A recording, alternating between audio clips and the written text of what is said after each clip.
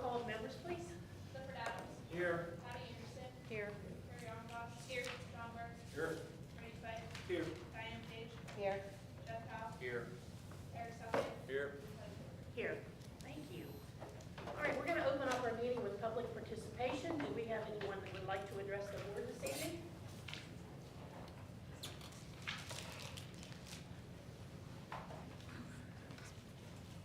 Hi, Paul. Can you Hello. state your name for everybody, please? Paul Murray. Here to talk about the football field. Back in 2022, the board voted to not to play football games this season, and the field's been under controversy ever since. Last year, 2024, the insurance company was asked to look at the field and give us some guidance. The insurance company came and did what we know was a fraudulent test of the football field and practice field, and submitted a fraudulent letter. And the answer was not to use the football field or practice field for football or gym class. In the letter, the insurance company requested that the state professional survey the field. A Penn State professional, Jeff Fowler, was contacted and tested the field and deemed the field playable. He said it wasn't even in the top 100 worst fields he's seen. Why are we not excited about this? Why are the facts not displacing opinions and emotions? We could have our families here on the campus on a Friday night rooting for our team, school spirit returned, community together, as local businesses thriving, and everyone participating in the atmosphere. We could have our identity back in the area. The school already has a black eye for last year for many things. We need some positive to look forward to. We need football here now, today. This field issue is an ongoing embarrassment. Do we not want to be a good custodian of the football and sports teams? Do we not want to be a good co-op partner with the union? Is the reason we want to co-op everything so we can push it off the union for them to run, so we can get away with the bare minimum? Co-op seems to be that way, that AC can get out of the responsibilities. I've talked to Union AD Scott Kendall. They are ready for us to host some football games. Union needs us to be a good co-op partner. How many of you have been to a football game? We're recently, as the season just wrapped up, to a basketball game. I hope you all have. If not, why not? Why are you not present at these activities? All the junior high coaches have expressed they would like to play at AC Valley this year. It's time for the school board to have a vote. If the field doesn't get renovated this year, and the field is available, that we play games this fall at AC Valley.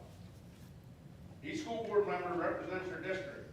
You should vote on facts and not opinions or emotions. You cannot base your vote on facts. If you cannot base your vote on facts, you are not representing your district or the people. You're representing yourself. If this is the case, you should abstain from voting. I'd like to see the school board make a motion tonight and vote this evening to have the football games here at AC Valley this coming fall based on factual information that has been obtained and not the opinions and emotion of others. Thank you for your time. Go Falcon Knights. Thank you, Paul. Appreciate your information. I know we'll be discussing that later in the agenda as we go on. Hi. Len Myers, evening everybody. I wanted to follow up with Paul. So I'm willing to donate equipment, fuel, time. I'm president of the youth program now. The youth parents are willing to help out to improve the field. The field is not broken. If you went up to see pictures of a field, the coach that started this is now coaching at Montauk. If you've ever been on a field, that one is way worse than ours. To Paul's point, everything was done legally, more than any other field. Football is a contact sport. I am new to this area, newer. I'm very proud of this. My kids are young. We need to, as Paul said, bring back school spirit. There's been a lot of social media stuff in the past. If you've noticed, my name has not been in any of it, and this whole story of this football field hasn't been either. That's not the right thing to do. Had a conversation with a school board member, and they said, well, there's probably one or two board members that don't want to play on here for one reason or another. You're going to have to convince them. Bull. Every vote that I've seen this board do is unanimous. That's not how the board works.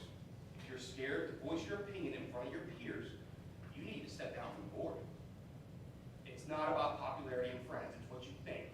And honestly, I would assume if you guys have a vote, or if you all have a vote, I hate saying y'all have a vote, there's gonna be some people on both sides. But you voted in 22. And then we forgot about it. Do the right thing. The other thing is, I don't want to donate my time. I'll come back and entertain, like, hey, we got high spots. I got pictures of Union's Field right now. The numbers are raised on the field, and you can actually see in pictures the ripples. Now they're going to do some work to it, because we can all improve things. I'm willing to donate time. I got 2 5-foot rototillers. James has got an aerator. We're willing to work here to improve things before the presentation tonight that you're going to hear about renovating. So that's cool, we're going to renovate. I think that's a great idea. Is that me? No. Okay, sorry. But I'm willing to do that, but I am not willing to spend my money, my fuel, my time, my employees on this field, making something a little bit better just to get us through the fall if we can't get renovated by then. For somebody to come out and say, well, I don't like the color of that grass, we're not playing on it. I won't do that. So I urge you to vote on facts, not your peer, and if you can't, abstain. There's 3 choices. Yes, no, and abstain. Thank you. Okay, thank you. Do we have anyone else that wants to address the board tonight? Could you state your name, please, and Dusty Switzer, and I'm just here to ask for an interest in a wrestling program. We have many clubs around this area, and the interest is rising. On February 11th, I did email Mr. Sherman, but I haven't heard anything back. Just like basically that we can go to a neighboring school, but we don't have a neighboring school to do so. And we could ask, maybe I could ask for my kid to be sent off to go to a whole different school, but I just would rather stay around here if we could. I know there are other schools that are not considered school affiliated, but they still go through their school, and because they have access to their school. And I know like mats and coaches are also a concern, but that's something that we as the parents can get figured out. We'll do fundraising, and it's possible that if we have like even a tournament here, that could bring in revenue for the school. So just wanted to let you know there's interest in wrestling. Thank you for your time. thank you.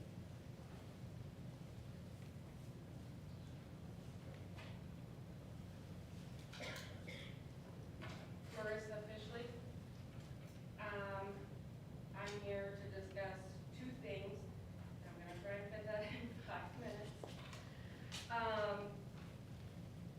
Going off what Dusty said, I would like the board to consider instituting a wrestling co-op. Currently, we have 3 wrestling clubs in our area in which students in our district participate in.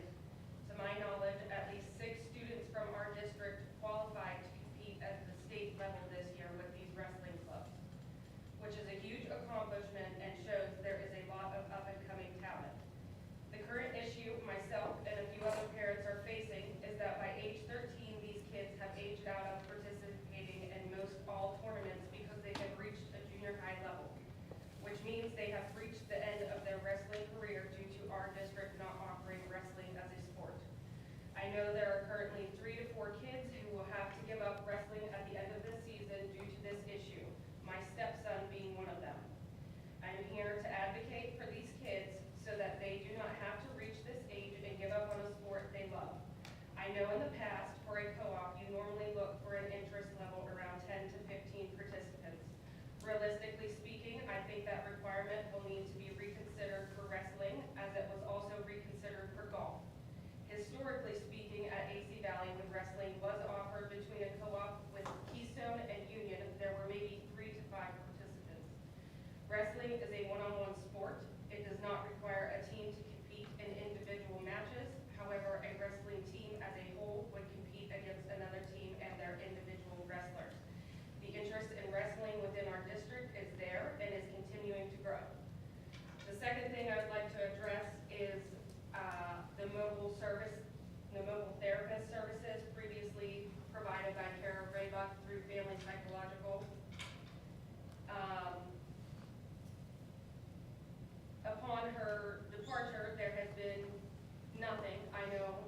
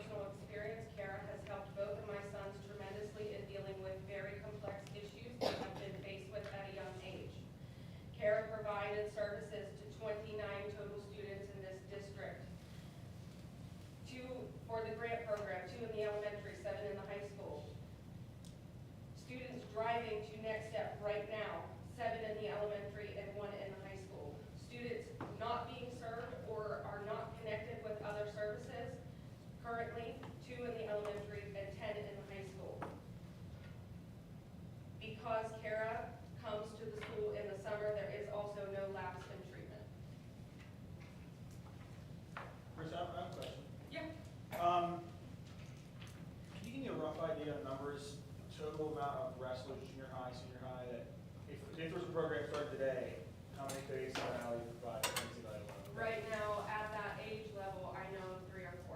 3 or 4, okay. And then, what, I'm asking this, I don't know, what other schools, like, could there be a co-op with for? Currently, I mean, like in the past, Union, Keystone, and AC Valley had a co-op. Union has 1 kid who co-ops with Red Bank right now. Keystone has a couple kids who wrestle with Clarion right now. I don't know if they are functioning as independent or if it is a co-op. I can find out answers. It's possible that one city could also come here because they're in a school and they don't have a program either and neither does Butler. Okay, yeah, if you can give me a rough idea of numbers from the areas you got, I appreciate that. Thank you. Any other Cranberry. public participation this evening? Hey, we skipped 4. I'm sorry? We skipped number 4. Oh, yes, I'll go back to that. Is there any other public participation this evening? Okay, not seeing any. We do have a motion to consider to approve the reading and the official minutes from the workshop and the board meeting. I'll make that motion. Second. Moved and seconded, any discussion? Okay, all those in favor? Okay, so we have no other public participation. We'll move on to presentations tonight.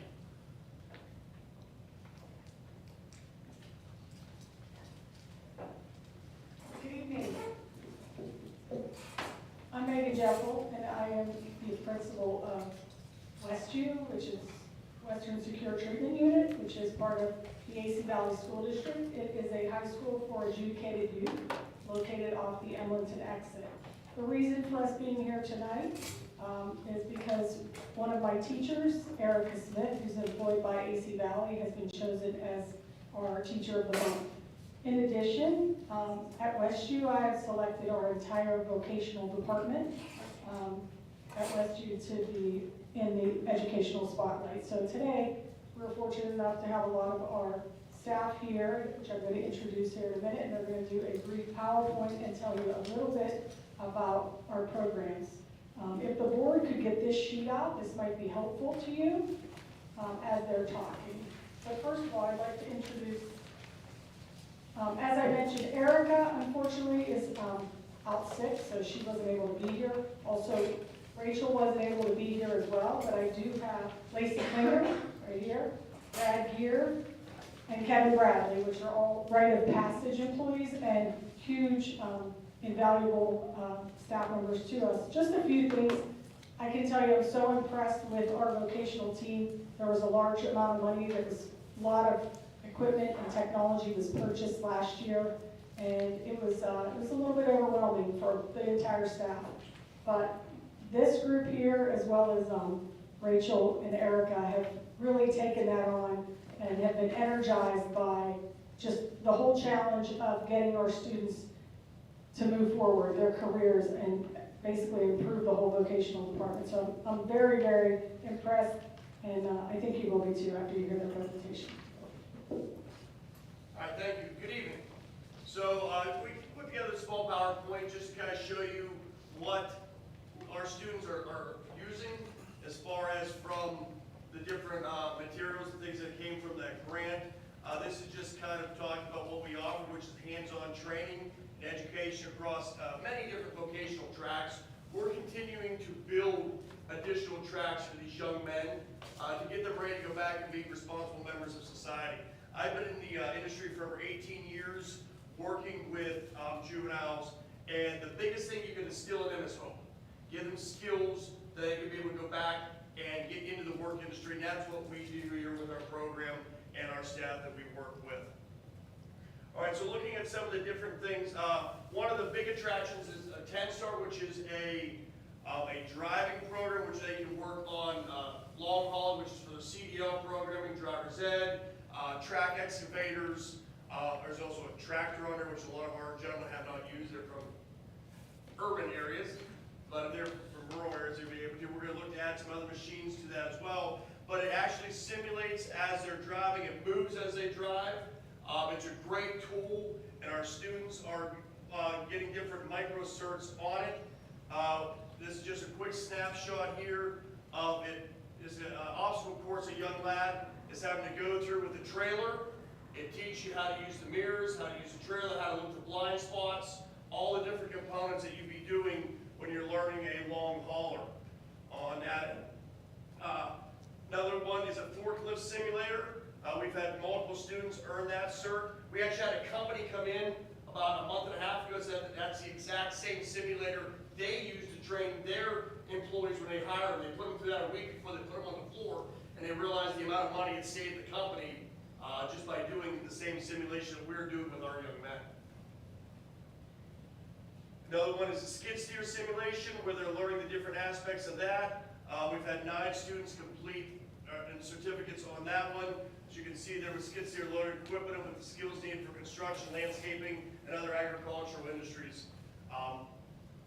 The thing about all of this equipment is it's being put to use. The students are on it every single day learning these skills. Welding is one of the main ones that I oversee from my background.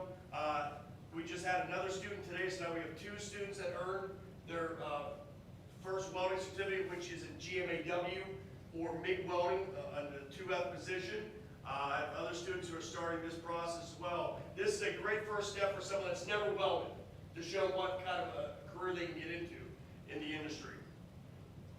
The Sim Spray is a great simulation for working on a spray line for a major company. There's a lot of companies around here that use the hand spray. This shows them different coverages on the different parts of the automobile, and teach them from start to finish how to make sure that everything is level across the board. It's actually, once you get into it, it's one of the most realistic ones we have because of what you get into with it. And difficult as well, it is. It is difficult. Graphic design, I'm going to kind of turn over to Kevin and Lacey here a little bit more. That's kind of what they focus on. Sure, yeah. A lot of, basically currently we have our program divided into like 2 main tracks to explore earning these micro certifications. One is through our simulation program with the heavy machinery and the industrial things such as the automotive painting and welding.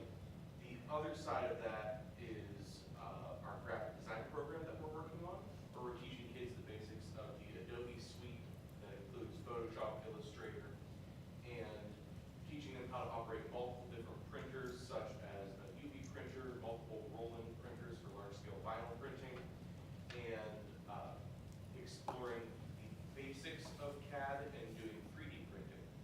With this program, we've had kids who don't know how to use or have really no artistic ability coming in, but have an immense interest and a want to learn.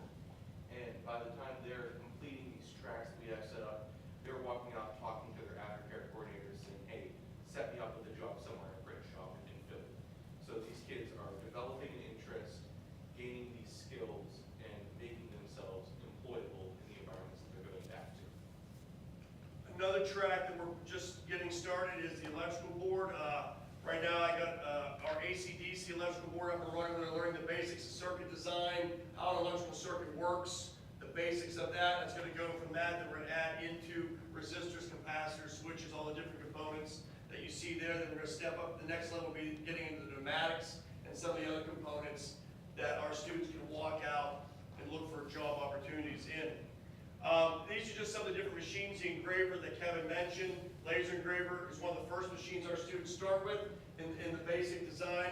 Anywhere from coasters to cups to cutting boards to puzzles, as they brought a couple that they designed, some of the kids designed yesterday.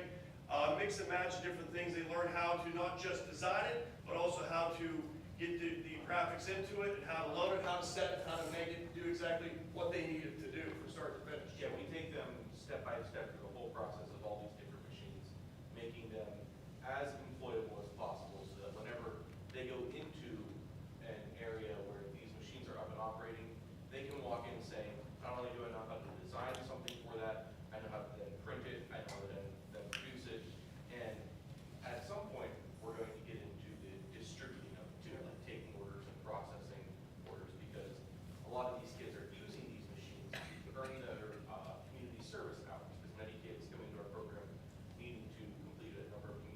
hours, and they're using these skills to work on machines that benefit our building and by extension, ACV Valley. We made a couple of things for you guys, you know, where we can. And they're getting community service hours for this, to reduce any hours that they've had accrued through their act before coming to our location. Another one that Kevin just mentioned was a rolling printer. I know we made a couple banners for AC Valley. This is a 54-inch printer. We can do anything from vinyl stickers small to large banners to fathead stickers, anywhere the guys are learning how to, once again, design, how to put it in there, how to run the entire thing. It's a great machine. The kids are learning a lot from it. They're really, right now, we're really starting to get in the groove with this machine. So it's nice to see some things that they've been putting out recently. I was gonna say, they're also really starting to learn the concept of file size. Right. And how a file that is significantly smaller is going to be extremely pixelated, something bigger. And then they learn how to take that file and find a similar file, but just much larger. The other piece, and that's the end of that piece, the other thing I was just talking about before the meeting is I'm starting a CDL track right now for some of our students who want to get into CDL, one of their different, especially their Class A CDL, because there are a lot of great opportunities out there, a lot of jobs out there. That's a new track that I'm just starting to draw up today and build the curriculum for. They'll be using the 10-star as well as some other pieces of equipment that that you guys were able to purchase for us through some grants over the past couple of years. So we are really getting into our groove now with everything that we have. We are right now using about, I'm going to say about 50% of everything. We've still got some other ones that we are going to be adding as we continue to go along, as we add additional tracks for our students. It's been great, guys. I just want to thank you guys for what you have done for our students. It's been phenomenal. For what they've learned in the past, well, I came on board in December, so we'll say what they've, in the past 4 months since I've been here has been phenomenal to see. Right now, we're up over 30 different micro certs. In addition, we're offering ServSafe, OSHA certs. We're looking to add some others as well, first aid, CPR certs as well. These gentlemen are being able to walk out with when they leave our program. Want to ask if there's any questions that you guys had for us about the program itself or about the use of equipment or anything you might be wondering. How many students in the facility take advantage of the vocational program? It's offered to every student. Right now, about 75% to 80% are 75 to 80% on a daily basis. On a daily basis are using the equipment. There's a couple that are on different tracks, or working towards their graduation, have some other components. But even those students have opportunities on the weekends to be able to come down and learn some of the skills when it's outside of school hours as well. So, but during the school day, about 75 to 80%. Yes, sir. Are you having any issues with maintenance or support with the equipment? Well, really the only one is, to be honest, Techstar, because that company's based out of Sweden.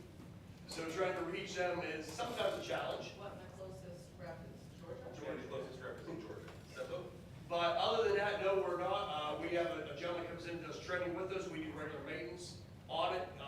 We've taught our students how to do some of the maintenance on it to show them how to take care of equipment.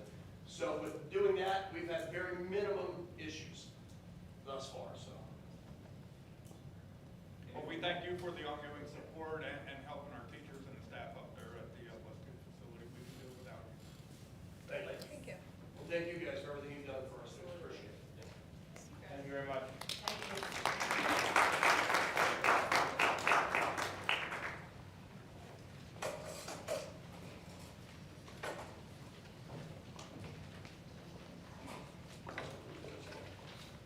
Meg, I understand your teacher's not here today, but we have a reward for her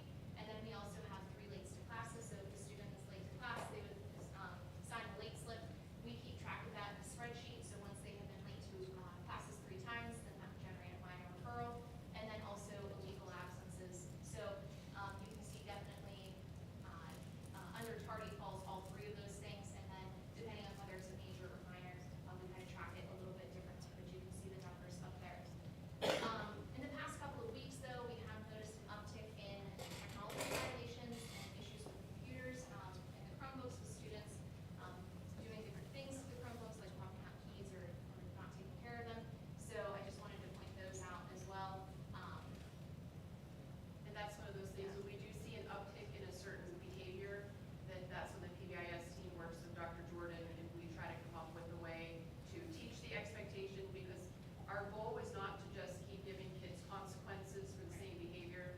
The goal is to teach the students the expected behavior so that those behaviors diminish and we see less of them. So right now, we're really trying to work with the high school to get the technology issue under control. Right. And like Jen said earlier, we have the attendance blitz because attendance has been such an issue, and we have worked with Michelle Austin to send out the reminders. They get called to the office, so we put a lot of different procedures in place to try to help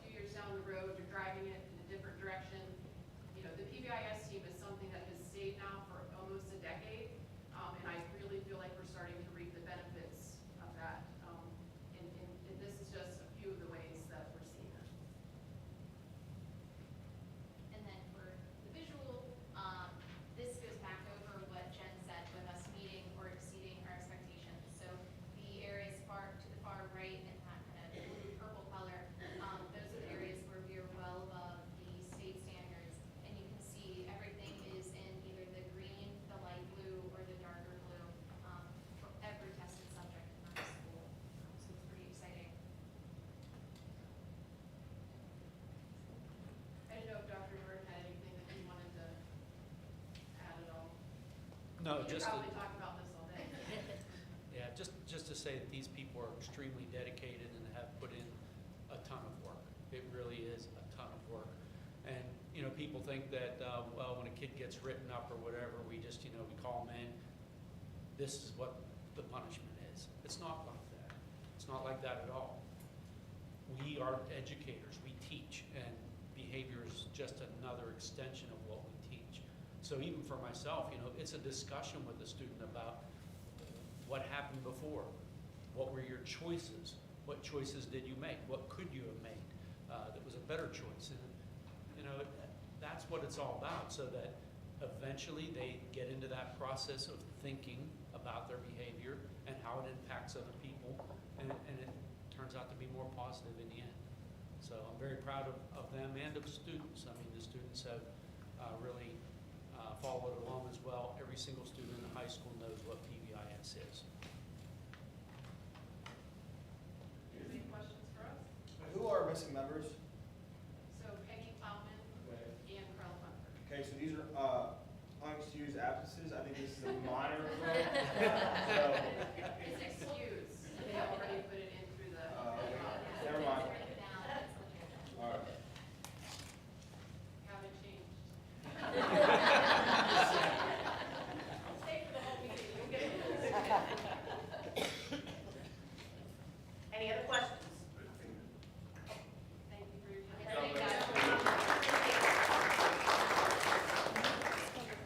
I can't believe it's been 7 years to remember talking about starting this program. Probably.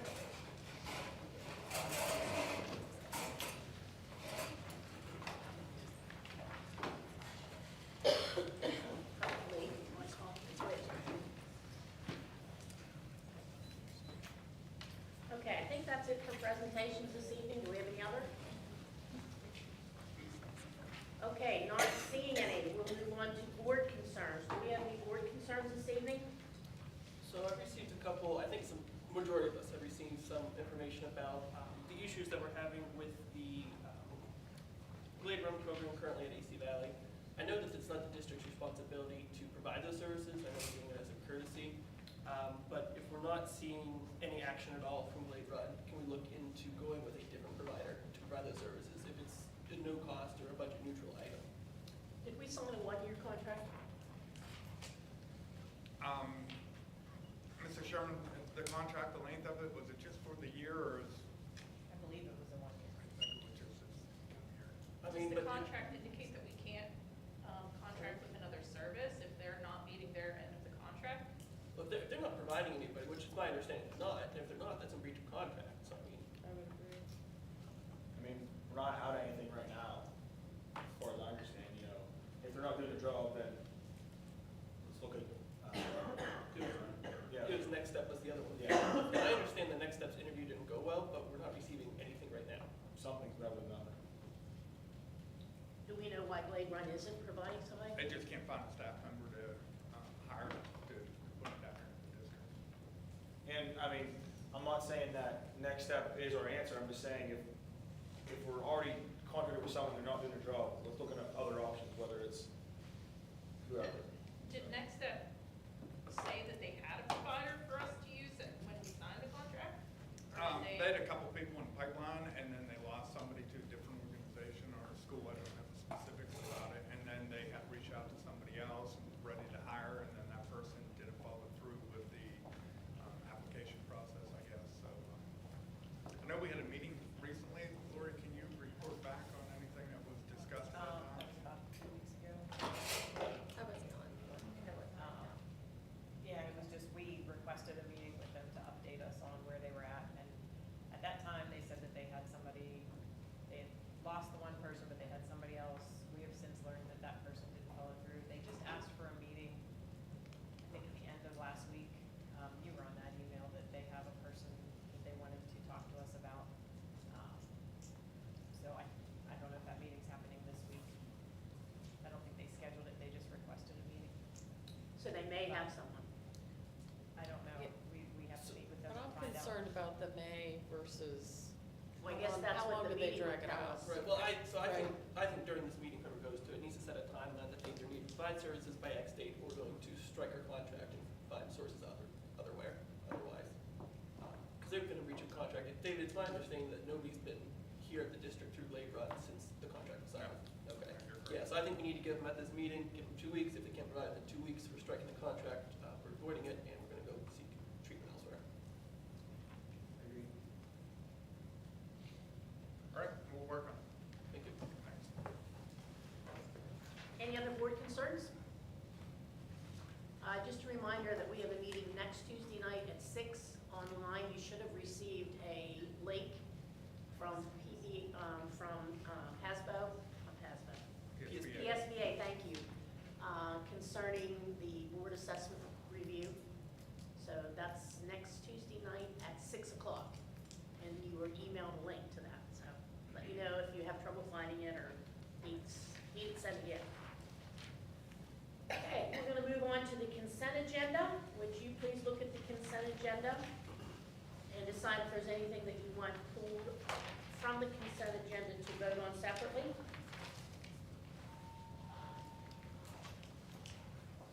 Are there any things that we need to vote on separately? Do you want pulled? Okay, not seeing anything, do I have a motion to approve the consent agenda as a whole? So, Okay, I have a first second. and a second. Who was the first? Jeff? Ready? Brady? Okay. Any discussion on any of those items? Okay, not hearing any. All those in favor? Aye. Opposed? Abstentions? Motion carries. Patty, finance and purchase, please. For item A, I'd like to do, motion to approve and authorize to pay bills for March, so moved. Second. Moved and seconded. Any discussion? All those in favor? Aye. Opposed? Abstentions? Motion carries. For B, C, D, E, and F, because those are just reports of past accounts, I'd like to move to file those for audit. So moved? Second. Okay, now move to file for audit. Well, to file them because they've already been paid. Oh, and okay, then so we're approving them. Progress it through, to approve and file them for audit, Okay. yes. Any other discussion? All those in favor? Aye. Opposed? Abstentions? Motion carries. Item G, cafeteria report from Stacy. Good evening, everybody. We did again have to redo the National School Lunch Program application due to the wonderful weather we had in February. Hopefully, we have submitted a licensed application this year, and it was, of course, was accepted. We are anxiously waiting any news on what we can expect for the school lunch program next year. I was just at a regional food service director meeting on Friday, and right now USDA has not passed on any information to PDE, Division of Food Nutrition. So we're just running right now, we just got our diversion commodities and entitlements, and they are basing those off the 23-24 school year because we have no information on what is going to happen.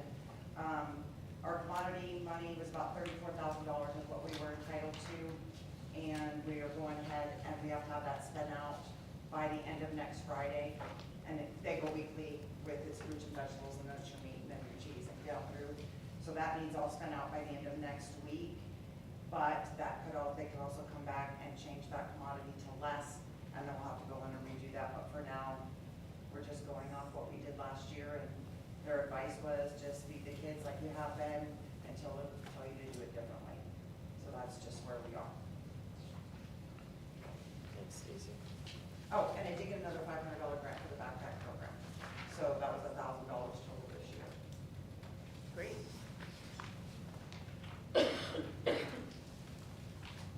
Okay, I'm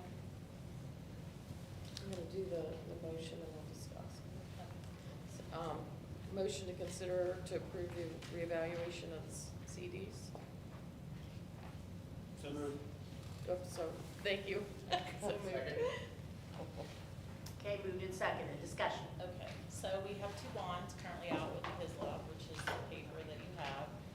They both expire April 9th, which is before our next board meeting. So I requested what their current rates for CDs were, and I know at the workshop, they had, John, I think, requested going out 6, 9, 12 months, they just included everything. So those are the current rates as of today. Not sure, I know Patty asked if I wanted to, if we could purchase early. I don't know, but I'm gonna ask if we could purchase. Right now, the one bond is at 4.200 and the other bond is at 4.110. So still kind of within the same, the 2.29 obviously is better. But, and then I did ask about, Dr. McDivitt said, what if we needed to cash them? There would be penalties if we needed to cash them for some reason prior to the mature date. I did talk to them about the U.S. Treasury security, the T-bills that is in the middle. This does fluctuate. It would go up or down per month. You might get a little better interest rate, but it will fluctuate. So I didn't highlight that one, but I did highlight the last one. If nothing is done, it will sit in a liquid rate and it'll earn that much daily interest rate. I know we can purchase up to, right now they're at $244,000 each. You can only collect up to $250,000 to be insured. So there will possibly be a little bit that sits in this liquid rate, just so we don't go over that and we're insured. So I guess if you want to decide how you want to go forward, that's fine, or it'll sit in liquid rate until we purchase another CD. Excuse me. I have a question. What are the penalties to pull it early, you know? I don't know. I can find out for you though. No, it's fine. With the economy the way it is, I mean, we talked about possibly a longer term. I don't know if, I'm just thinking maybe do one at 12 months and one at a shorter term. And, keep one that way in case we need the cash. If you pull it out for any reason, there's, we can pull out one versus pulling both out for something. Right. Just food for thought. The only concern that I would have with that is a possible budget impasse, because there's a lot of turmoil in Harrisburg right now due to the federal concerns that we have as well. And we may have to dig into the fund reserves to pay the bills, depending on how long that budget impasse is. So I'd recommend we think about a 6 months term and not go much further past that, just in case we do run into rough time. It's been years since we've had an impasse that impacted us like that, but we've had it pushed into November and had it for reserves. Just a little history on that. Both of them, or just one? Well, it just depends on how much money we need and how long that impasse goes for. If you think about our budget being an $18 million budget, so if you think about it going out till September at the very least, that'll be eating up a significant amount of our fund reserve. So it could be everything. That was my concern as well, David, with as much turmoil is going on. I think the 6 months would be the better option. Or they could sit in there. I mean, 4.17 is not that great. That's fine. Does that fluctuate daily? I don't believe. Oh, yes, it does. I'm sorry. Yes. The injury. The 7-day average is 1.18. So it could drop or, I mean, a safe bet would be the 3 months. That's our highest return rate. Right. Put them both in and then reevaluate it. And that's locked in, right, Correct. for that time period, rather than having the variable daily rate. Correct. so they're due 1st of April? April 9th. So it'll be April, May, and June. Yes. We don't know if we'll have a budget by then or not. Right. Other option, we could do it in 3 months, because that's 4.29%. And then leave the rest of it just in liquid. Could purchase one, yeah. So are you looking for a motion to, well, we'd have to vote on the consideration. Yeah. Yeah.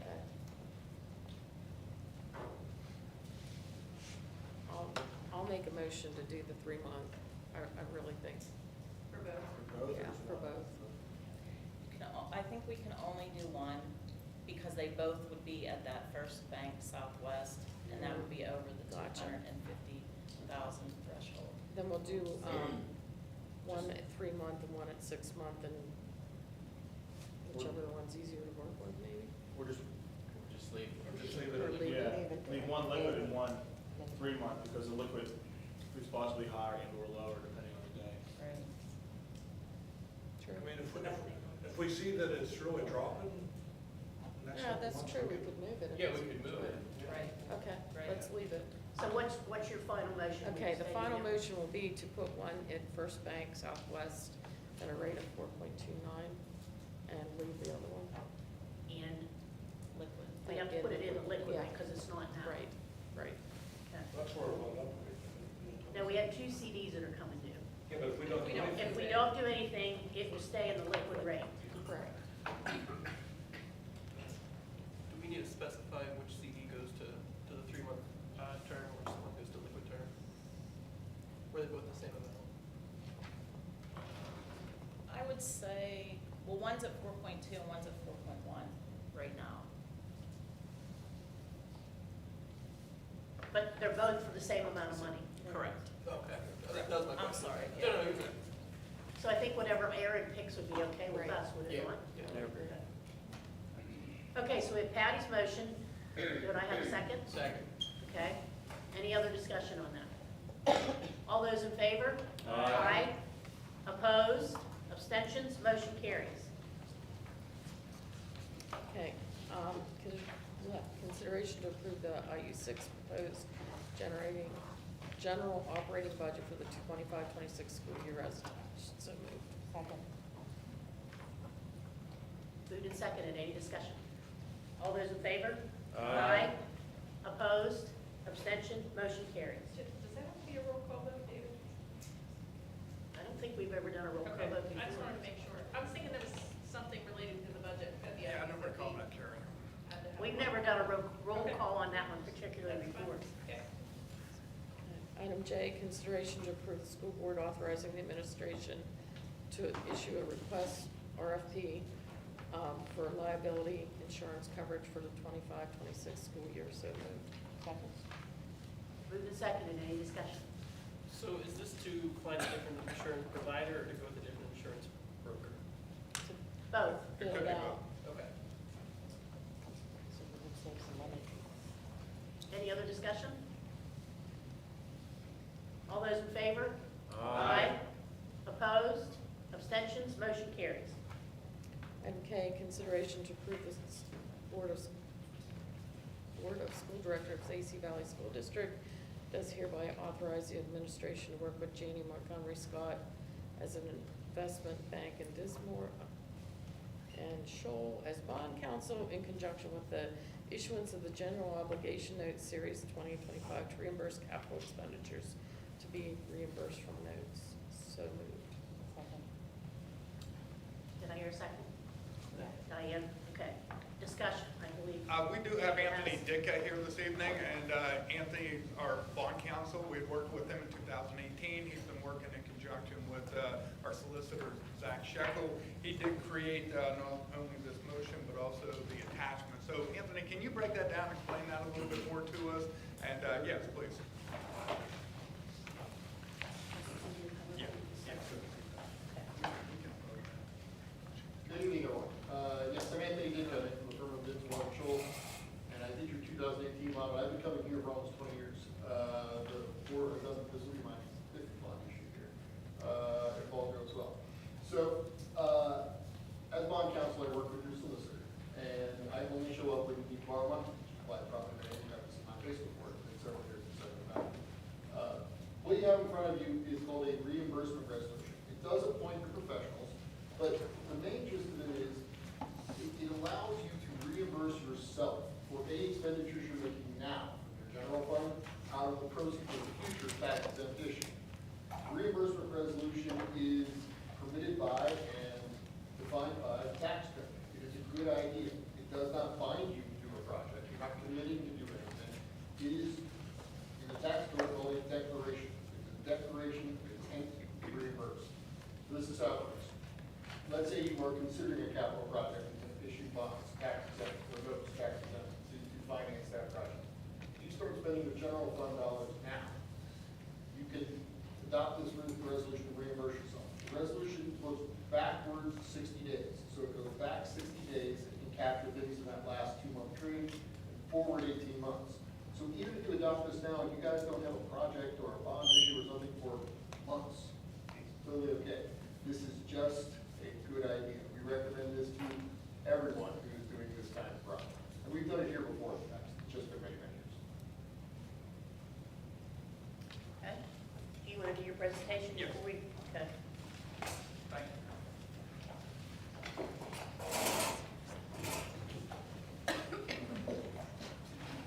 We also have Amos Rudolph here this evening. He's a architect, and he helped with the information that I'll be presenting this evening as far as a bond and the construction project that we're discussing.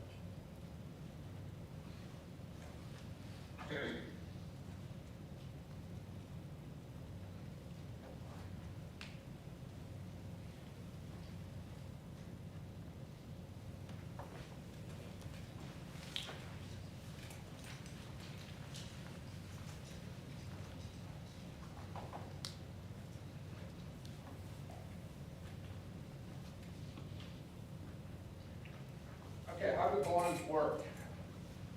And there's some, James, can you hit the lights a little bit so we can see that better? Public school districts in Pennsylvania rely on municipal bonds to fund various construction projects.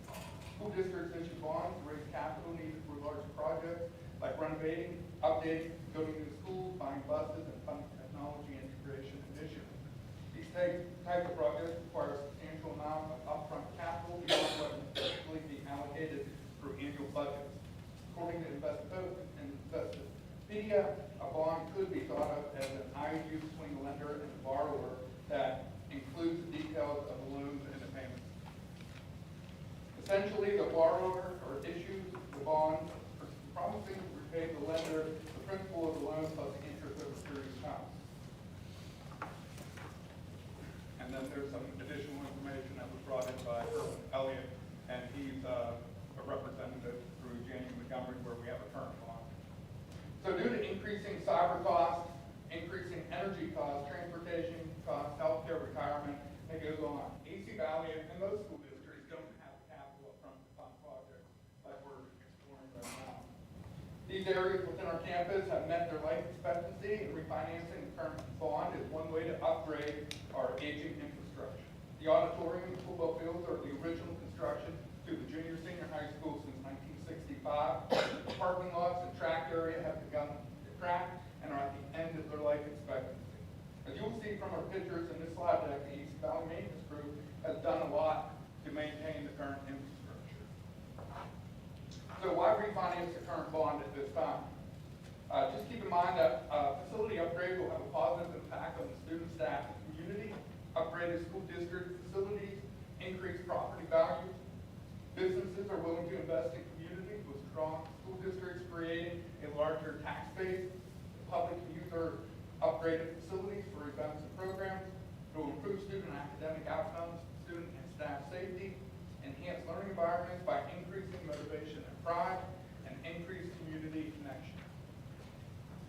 So a little bit about our current bond right now. Just I've referenced it in the past, but in 2018 we took out $665 million, and that was an interest rate of roughly 3%, and the maturity rate is March of 28. So the time right now to refinance that bond is upon us. The new bond will come in layers over 5 years. So we'll pay off the old bond and extend it depending on where we want to go with the projects. It will be budget neutral. It won't be adding anything additional into the budget. And we have a projection right there. We have options of $2, $3, $4, and $5 million, and broken out with the current payment schedule. You'll see that $5 million is roughly 20 years, and so on and so forth. So the scope of the project that I'm presenting to you and some ideas to consider is the elementary school front parking lot where the student drop-off and pickup is. There's a lot of work that needs to be done in that area, and I'll go into more detail on each of these as I present this slide deck to you. Junior senior high school auditorium needs to be renovated. The elementary school teachers parking lot and connecting drive are failing. The varsity football field and handicap parking upgrades is also in the slide deck.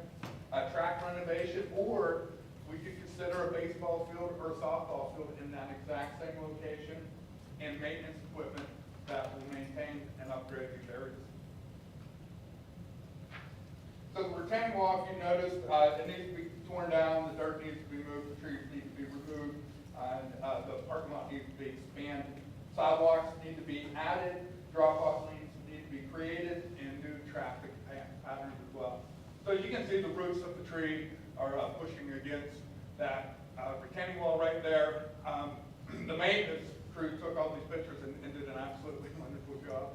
As you can see, there's not a whole lot of space, and in the morning for drop-off and afternoon, there's a lot of traffic, a lot of students coming and going. So it's not only a concern, for the students and the parents, but it's definitely a safety hazard out front. There's a perspective of what it looks like during the day.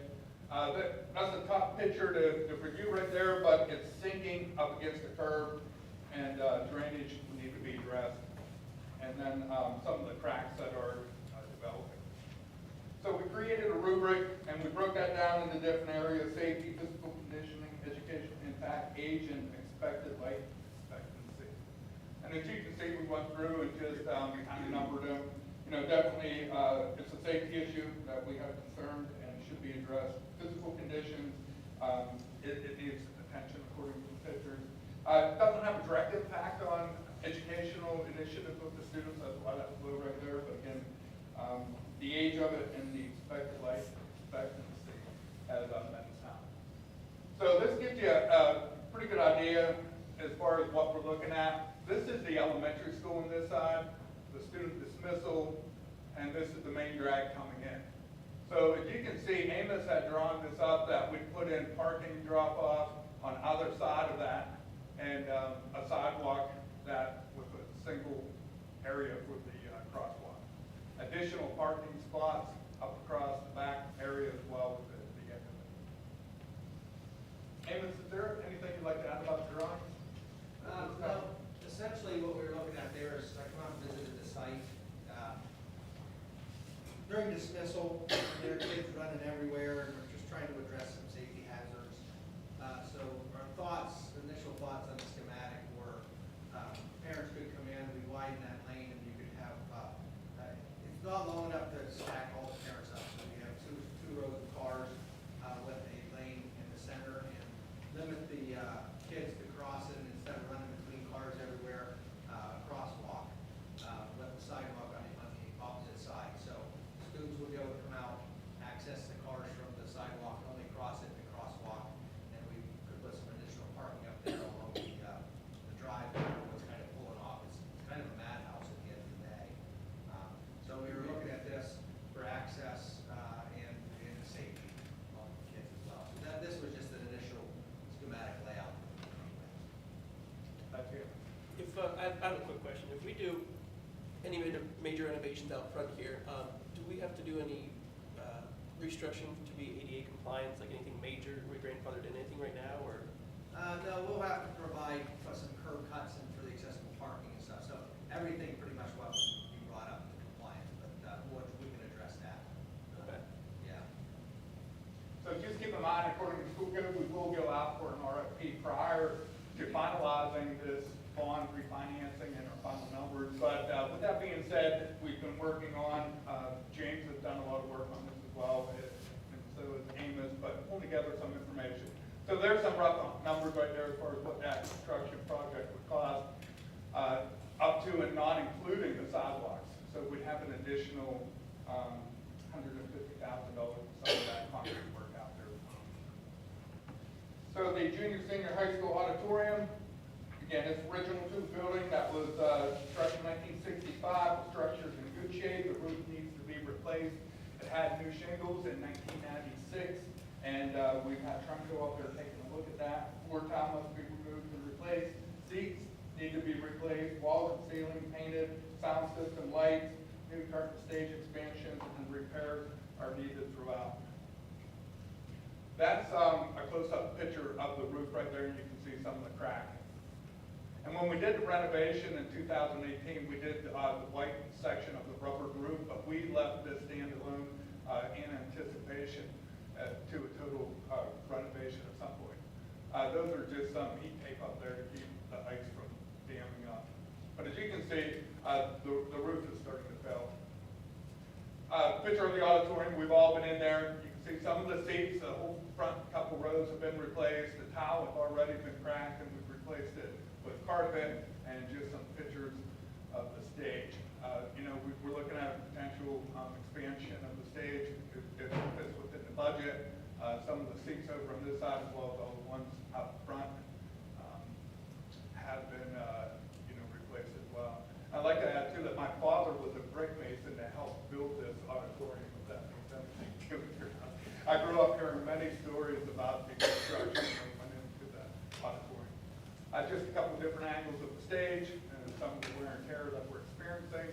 As you can see, the towel is starting to pop out. The carpet had already been replaced when Mr. Milford was here. That's one of the seats. We had one break over the weekend as well. Different towel that we've been piecemealing it together. There used to be a row back here, and we've just removed it because some of the issues, and that towel has all been replaced as well. This used to be tile in the back. Original lights, sound system.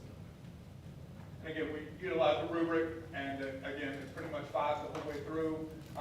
We don't feel there's a major safety issue right now, so that was a 3, but everything else, it does have a direct impact on educational student impact. And again, these are very rough numbers that we have in front of you this evening, and most of this came from Amos and his team. But as you can see, that's for inside the auditorium. Does that include sound and lighting booth? Amos, I think that's just a rough estimate as far as what all that would take. Yeah, it has I put a budget in for sound system and lighting, theatrical lighting, and, we'll really have to sit down and select that system because you can go from here to as far as Right. pricing goes. But then we look at creating a booth for that somewhere in the auditorium? If it was necessary, we could. I think I looked at, we did Red Bank's auditorium a couple years ago, and they had a soundboard in an area designated in the back for that. So that's initially I was looking at something similar to that. Those are all details we can sort out as we get working on the project, but I put a placeholder in for that. Yeah. With the ridiculous roof design up there with all the gables and valleys, do you see any cost-effective savings even in the future to get rid of all those valleys and, make all the same plane? We've had a lot of discussion with Tremco. I think Amos even reached out to them. James and I had their whole engineering team up on there. Not necessarily to the structure of it, but they're looking at a metal roof that will last theoretically forever. The only stumbling block is to get it to mount, and it doesn't come off. So they may have to drill into the inside of that roof that they look at.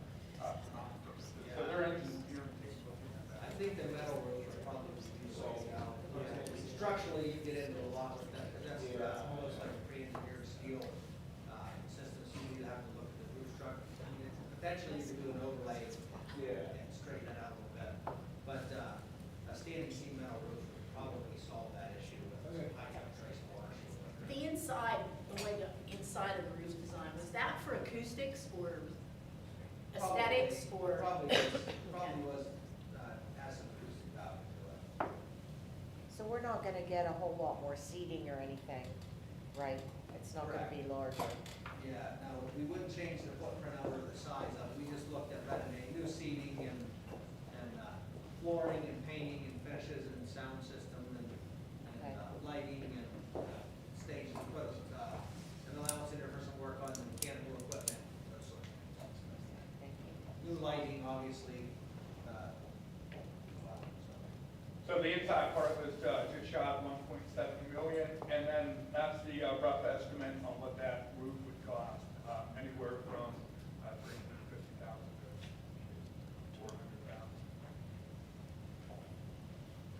Elementary school parking lot and connecting drive. There's cracks in those places that are forming, water's ponding, the parking lot's used every day, both foot and vehicle traffic. The parking lot needs to be milled and paved in several areas. You can see the ponding of the water, the cracks, jams in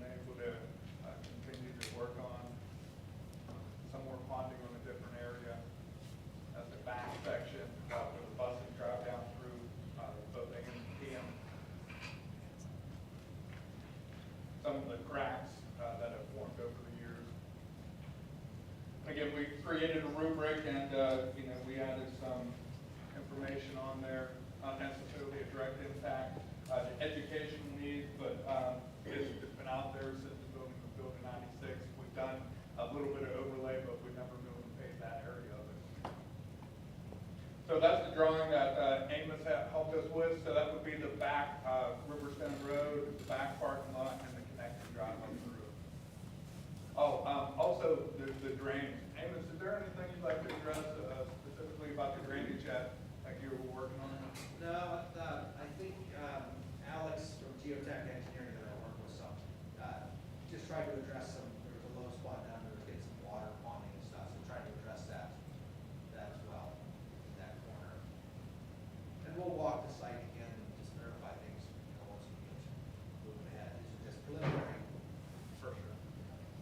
And, again, just some rough costs as far as what that back section and that main drive costs, just over $230,000. Next up, the varsity football field and physical education field. It's used by both the football field and education field, original to the district from 1965. I was told that they dug the foundation of the high school, dumped the dirt over there and leveled it off, and we've been using it ever since. Never been renovated. There's low spots, uneven terrain. Field needs to be crowned, sod and or grass added, and electric needs to be rerouted. And then also, this project, we're also making a recommendation that we add handicap parking. And you could just see some of the areas within there that we've been concerned about. The low end in that back section drops. If somebody's standing there, you can see them about in the waist.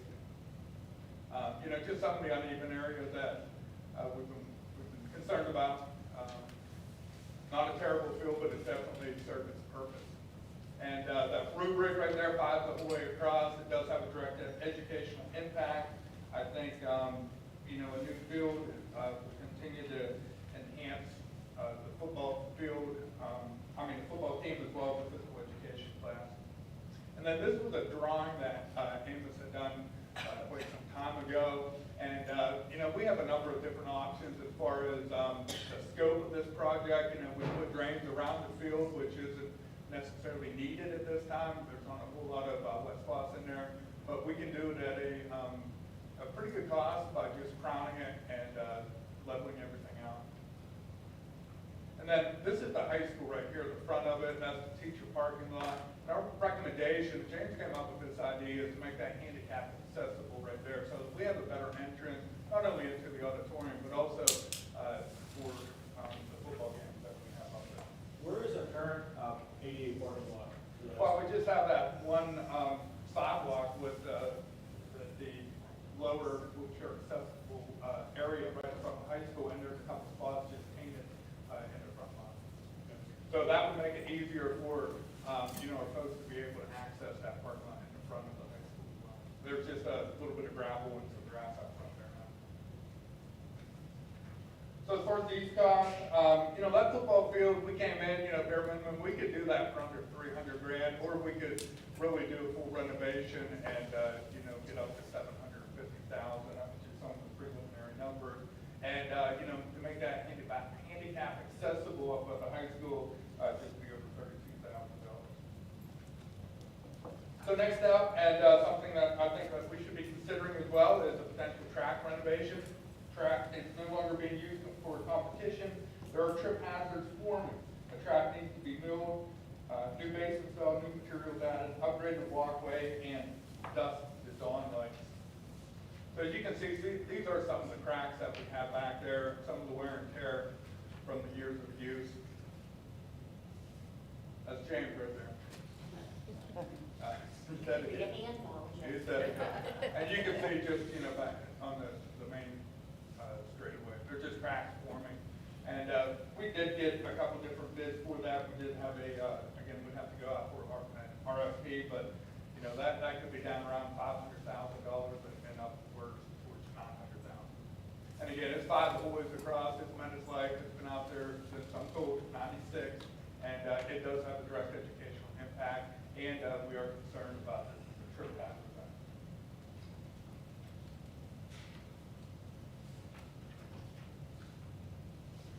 So this was a drawing that came in from Amos, so we redo the track, we do all the areas within it, we keep the practice football field, and, you know, he's making a recommendation to make a different walkway out into the parking lot.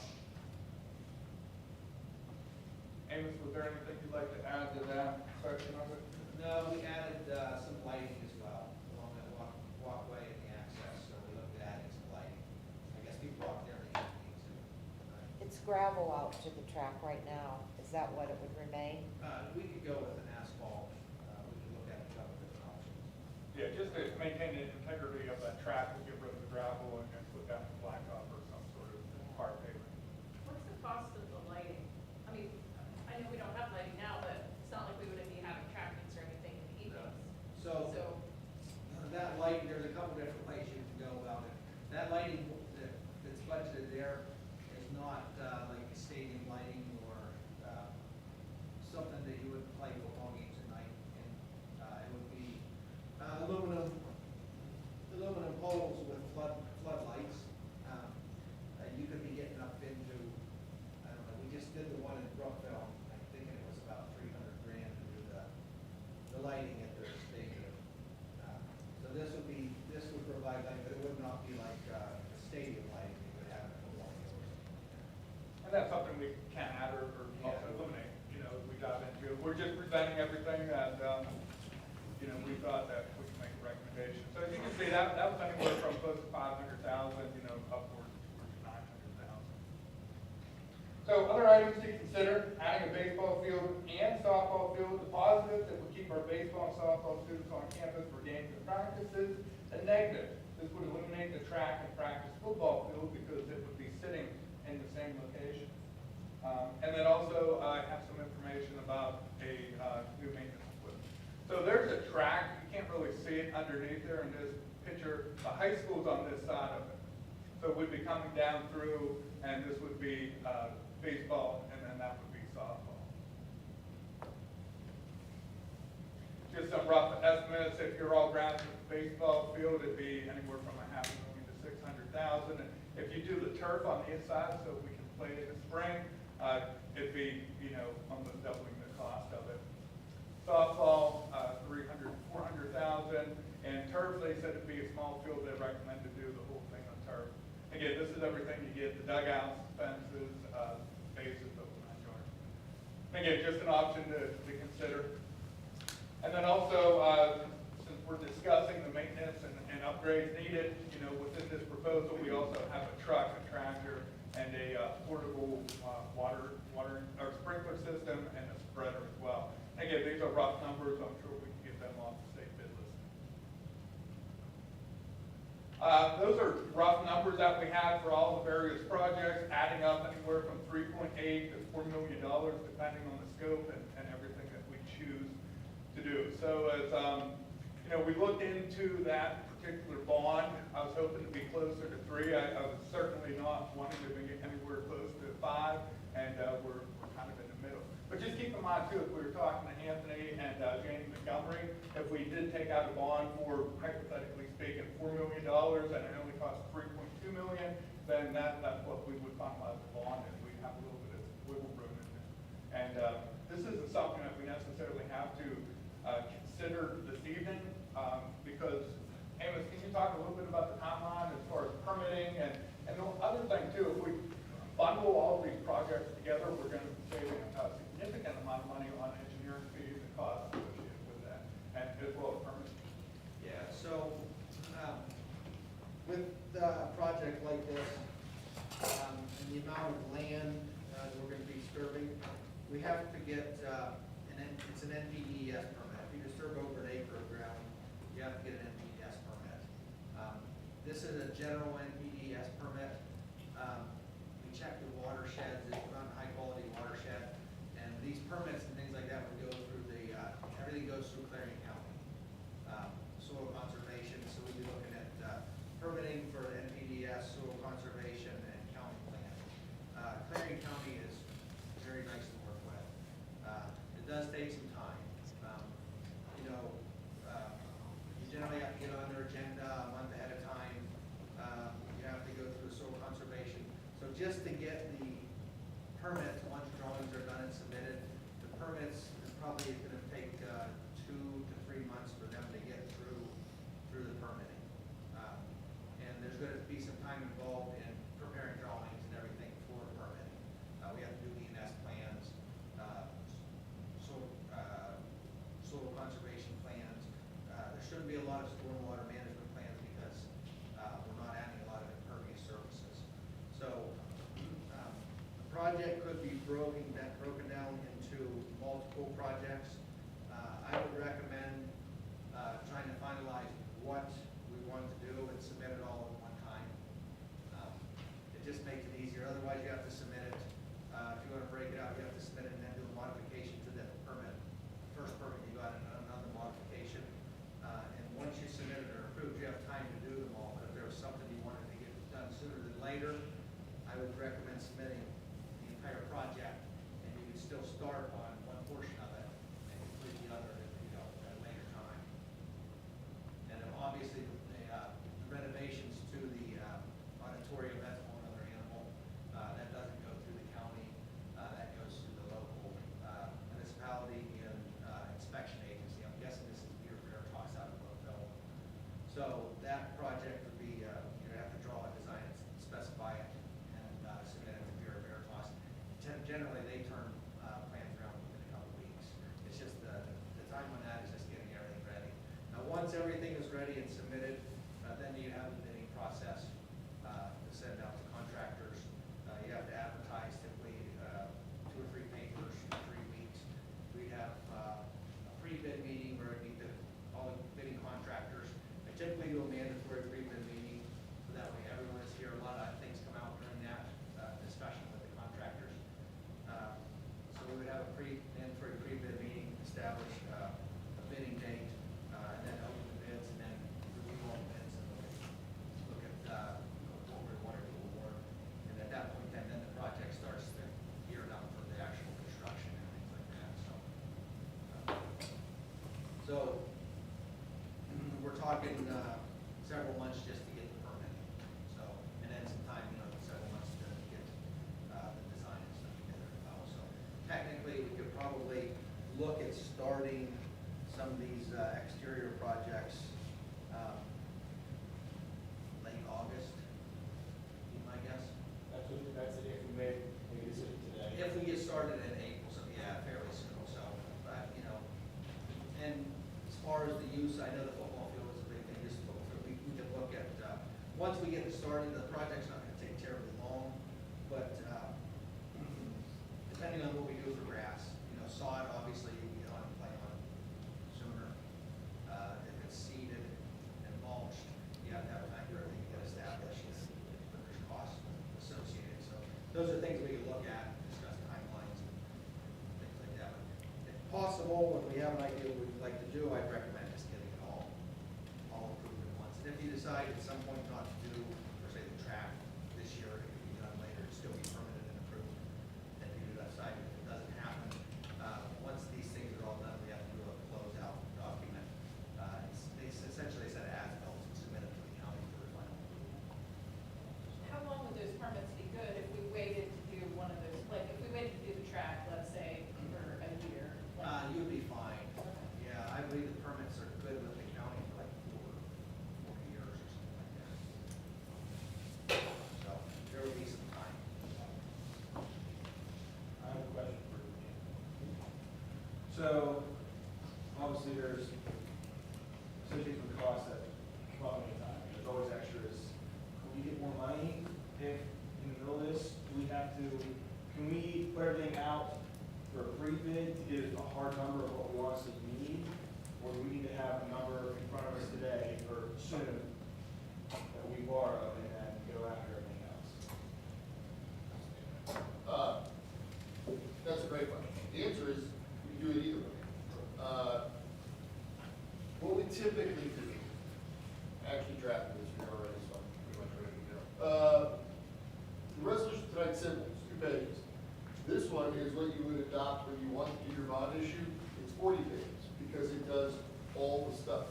So we typically do that as a not to exceed amount. We pick a number that is within your range and we authorize that amount, and as long as you're under it, it issue bonds and things until you're ready. Here's what we need to have to do this kind of resolution. You need to have reasonable cost estimates from an architect, engineer, or person by experience. So you don't have to have bids, you don't have to have a hard number, you just have to have your best educated guess as to what it would do. You also have an expectation that you're gonna spend 85% of it within 3 years of when you borrow. Also sounds like it's not gonna be a problem here, but so we can get those pieces together, so you can probably do it either way. If you wait and have hard costs, then you have a more definite notion of this is exactly what we've got. If we do it based on some estimates and things like that, you end up with extra dollars, then I usually include at the end of all the project descriptions, and I promise you it's in here. Stadium repairs, auditorium, and various and sundry other capital improvements throughout the district. So that we have a catch-all, so that if you have the extra money, you want to buy more maintenance equipment, you want to do something else, we can spend those dollars. Because once you borrow, it's 5 years till you can pay it back. So if you over borrow, we'd rather see you spend it on something that can do your community some good than have it sit around and wait until you have to pay it back. What about under borrowing? Under borrowing is a tougher one because the process is the same whether you do 5 million or whether you do 2 million. So if you under borrow, you got to go through the whole thing again. You can't just increase the amount of bond. So as much as I don't want to see you spend a nickel more than you have to, sometimes you have to be a little conservative. I'm quite sure all these numbers I continue seeing them, so that hopefully we avoid that. But if you under borrow, we would look at different options. I mean, the obvious option is can you pay for it out of your own pocket? Nobody loves to do that. But we may do something like a bank note instead of a full bond issue because it's easier. Go to your local bank, it's a lot less involved. You don't have to do a public offering, it's governed by the federal securities laws. So we look at different options. But it is, we would all hope that you don't underborrow. That's a tougher nut to crack. I agree. I just don't want to see ourselves, on the battle. If, because, I saw in there on the auditorium, asbestos removal. I saw it was $15,000, but I imagine that, Amos did his work and knows, a good idea, but there's always a note of everything, I'm not saying he's not doing his job, but. No, especially on a renovation like that. Yeah. I noticed some asbestos for a while, so. So can you clarify for me, let's say we get a big windfall in 2 years. We cannot pay the bond off for 5 years? Is that what your statement meant? Yeah. So when you issue publicly traded bonds, in some ways they are similar to your home mortgage. You're borrowing money, you're agreeing to pay it back over time, you know exactly what you're going to pay back because it's a fixed rate. But it's different in this way. It's different in that because you're selling these bonds, Janie Montgomery Scott, their role is to underwrite your bonds. They're going to try and find you a universe of holders. It could be individuals, but mostly it's mutual funds, insurance companies, and folks who are trying to hedge against their riskier kind of investments. They want protection that what they buy will be out there for at least 5 years. It's less valuable to them if it turns over quickly. Also means it would cost you more if you were turning over quickly because then you're not as good a bet. So the 5 years is a very nice happy medium. You can still get within range of paying it off relatively soon and they get some surety. By the way, if this were over 10 million, that number jumps from 5 years to 10 years. So you're in a good spot here. And I don't want to bore you to death, but you're also in a really good spot being under $10 million because for tax purposes, you are considered a small issuer. And banks and financial institutions that buy your bonds get special benefits from buying from a small issuer. So it drives your cost down. People get better interest rates being under 10 million than you would being at 10 million and 200,000. So during those first 5 years that we have the bonds, if we were to get a large windfall the next couple of years, are we able to make extra payments or overpay on the bond to get ahead? You're going to set schedule on the day the bond is done. So what you would do, if you wanted to, what you do is escrow the money. You would put it in an account with a dedicated purpose of paying off those bonds as they become due. And remember, under federal tax laws, we also don't want you to earn more than what you're paying because issuing bonds on a tax-exempt basis is a privilege, not a right. So we try and match that up. You can actually buy federal securities that match up with your bond. Thank you. And other money could also be used in other parts of the budget instead. Doesn't have to be on capital. Okay, any other questions for Anthony or Amos before we throw that motion on the table? Thank you. You got it. Thank you both for your time. I would come back, by the way, for when we do the big one, whenever that is, because that actually takes a little more explanation. Thank you, guys.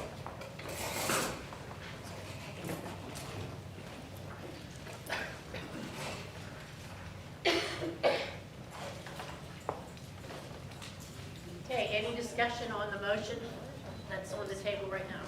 Do we have to decide a number, or we're just No, approving this is just to move forward? To approve. to move forward and saying that we can reimburse ourselves later.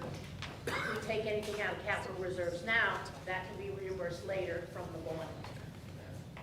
Right? I put in a maximum amount of 5 million, even if I took the high end. So you should be okay with it. Again, this isn't binding you to borrow anything. It's just, we're not gonna reimburse more than 5 million. So use the high end, so this should be totally fine. So we're not saying with this motion that we are definitely taking out bond. We're just kind of starting the process. What's our next step? Say, we prove this tonight, we'll. Voting on bond, I mean, Yeah. once we get, We'll be working for April. I'll be working with Anthony as well as the representative from Janie and talking with Amos as far as going out for an RFP, and then we'll have to fine tune which one of these projects and how much we want to consider taking out. Okay. And then once the bond is issued, my understanding is you can move forward and you could, that's gonna set your timetable for everything else. Is that correct? So once the money is approved at whatever level, then they can start to enact the permits, et cetera, and set a priority of what's gonna start. I also think that we don't have to go out for an RFP. You're okay with the rough numbers that we have in front of you. Yeah, look, this is very well settled state law. This was a case for the county of Northampton where citizens brought suit against the county and said you didn't know what you were borrowing for when you borrowed. And so it's been well established what you need are reasonable cost estimates from an architect, engineer, or person with qualified experience. So that you all aren't guessing, and I'm not guessing, we get someone who has better expertise to tell us this is a reasonable amount, so. But what I'm saying And we is it have- establishes your timeline for the project. yeah, we wouldn't be able to establish it until we actually have the Correct, money. you have to have the money first. Yeah. Okay, all those in favor? Aye. Opposed? Abstention? Motion carries. Thanks, Yeah, gentlemen. Thank you very much. Thank you. Thank you. All right, we're gonna move on to personnel. Carrie, could you run us through personnel, please? Sure. Letter A, consideration to approve the request from employee number 456 for paid maternity leave using all emergency sick and personal days. Once all emergency sick and personal days are exhausted, requesting to use family medical leave. So moved. Second. Moved and seconded. Any discussion? All those in favor? Aye. Opposed? Abstentions? Motion carries. Letter B, consideration to approve the request from employee number 334 for paid maternity leave using all emergency sick and personal days. Once all emergency sick and personal days are exhausted, requesting to use family medical leave. So moved. Second. Moved and seconded. Any discussion? All those in favor? Aye. Opposed? Abstentions? Motion carries. Letter C, consideration to approve the request from employee number 493 to utilize sick days concurrent with FMLA as needed. So moved. Second. Moved and seconded. Any discussion? All those in favor? Aye. Opposed? Abstentions? Motion carries. Letter D, consideration to approve the request from James Best, Director of Buildings and Grounds, to retain Heidi Hubbs to perform summer 2025 mowing services for the district at an hourly rate of $15 per hour, which is an increase of $2 from the 2024 rate. So moved. Second. Moved and seconded. Any discussion? Is there any other employee that is comparable to this position that's still under the $15 an hour? This isn't a contractual position. No, I'm not saying contractual, but is there any other, part-time or full-time help? I mean, I just want to make sure that we're not giving it just one person, we're being fair to anybody, if there is anybody else in this position. I think the heavy-duty custodians are making slightly above that. Right, but they're in the contractual. right? Yeah. Okay. I can't think of anything, Brady, that would be like a separate contract like Right, this. or that was some of my them. concern. I think the point that was just raised is because of summer help, right? Is that correct? Yeah. Summer help made close to what she was making. They, I think they made exactly what you. Yeah. Yeah, that's the next motion, so yeah, that was the idea. Okay, all those in favor? Aye. Opposed? Abstentions? Motion carries. Under eight, consideration to approve the request from James Best, Director of Buildings and Grounds, to hire 6 AC Valley students for summer 2025 work at the rate of $13 per hour, which is an increase of $3 from the 2024 rate. So moved. Second. Moved and seconded. Any discussion? All those in favor? Aye. Opposed? Abstentions? Motion carries. Letter F, consideration to approve accepting the resignation from Melissa Hewlings as attached. So moved. Second. Moved and seconded. Any discussion? We hate to see her go. I know she's done a good job up there, so Yeah, she just wants to stay at home and raise her family. it's understandable. So, all those in favor? Aye. Opposed? Abstention? Motion carries. And letter G, consideration to approve advertising for a 7th through 12th grade high school math teacher at West 2. So moved. Second. Moved and seconded. Any discussion? All those in favor? Aye. Opposed? Abstention? Motion carries. All right, John, could you lead us through instructional services? Could we have the elementary report, please? Sure can. I wanted to start by highlighting our backpack program, because it's sort of in the spotlight this month here at school. Mrs. Daly has been running our backpack program, that's our school nurse, since about 2019. And this month, she is hosting March Madness, so it's not just for basketball anymore. And she's done March Madness for a couple of years now. It's an annual food drive for the backpack program, and she sets it up like the NCAA brackets. They're on the wall down there. It's a classroom versus classroom head-to-head competition.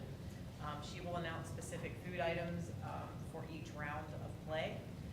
And then the classroom that's going head-to-head, whichever classroom brings in more of those particular items, earns their points, and they move on to the next bracket.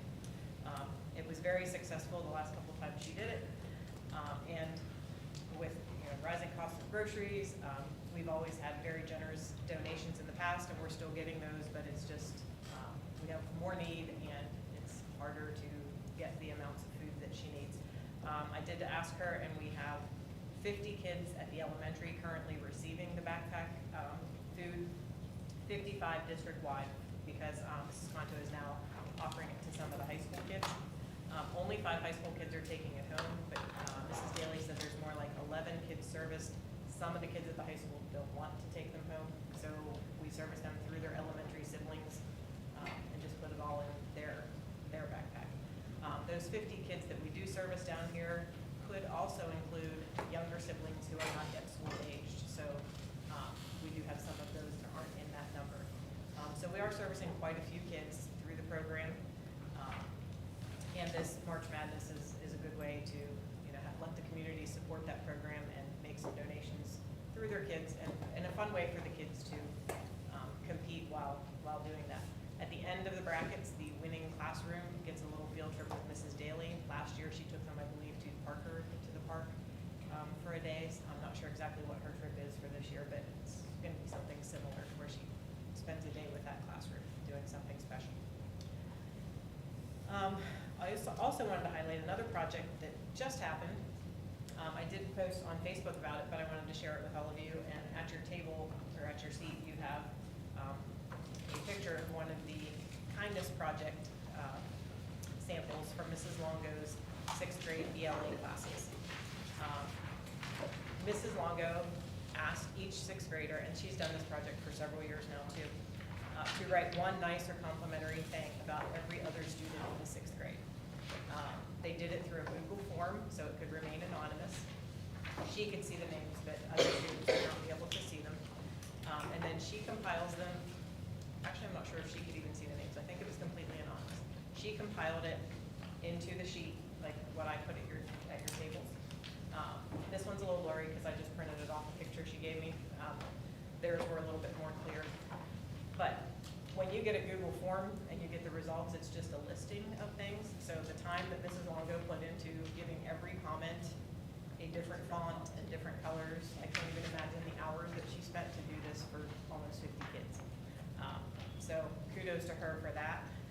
The kids absolutely loved the day they received their papers and they got to see what all their classmates said about them.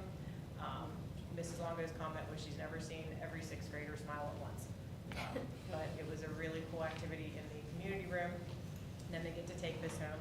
I did put on the back of it a note that she received from a parent. I redacted all names from it so that it's anonymous, but she did have a student's family reach out to her to let them know how much it meant to that particular student. Like at night, the student was saying she didn't know her classmates saw her that way, and how good it made her feel about herself. And this was a student that doesn't always feel that way. So I just wanted to include that comment because I thought that was really great feedback Mrs. Longo got. And that family said they were going to frame it for her daughter's room. So kudos to Mrs. Longo for that continuing kindness project. We also just recently awarded our fire prevention essay winners. This is a long-term, I'm talking long-term since I was in sixth grade, and probably before that, project that the Parker Volunteer Fire Company does. I'm not going to say how many years that's been, but Mrs. Longo, really long. Mrs. Longo has continued that. She works through her ELA classes and works with every one of the kids to produce a fire prevention essay, submits them to the Parker Fire Department, and then they choose the winners. So their first place winner was Alyssa Ritchie, the second place winner was Lily Black, third place was Maya Allworth, fourth place Brenna Dunkerley, and an honorable mention went to Leighton Pollock.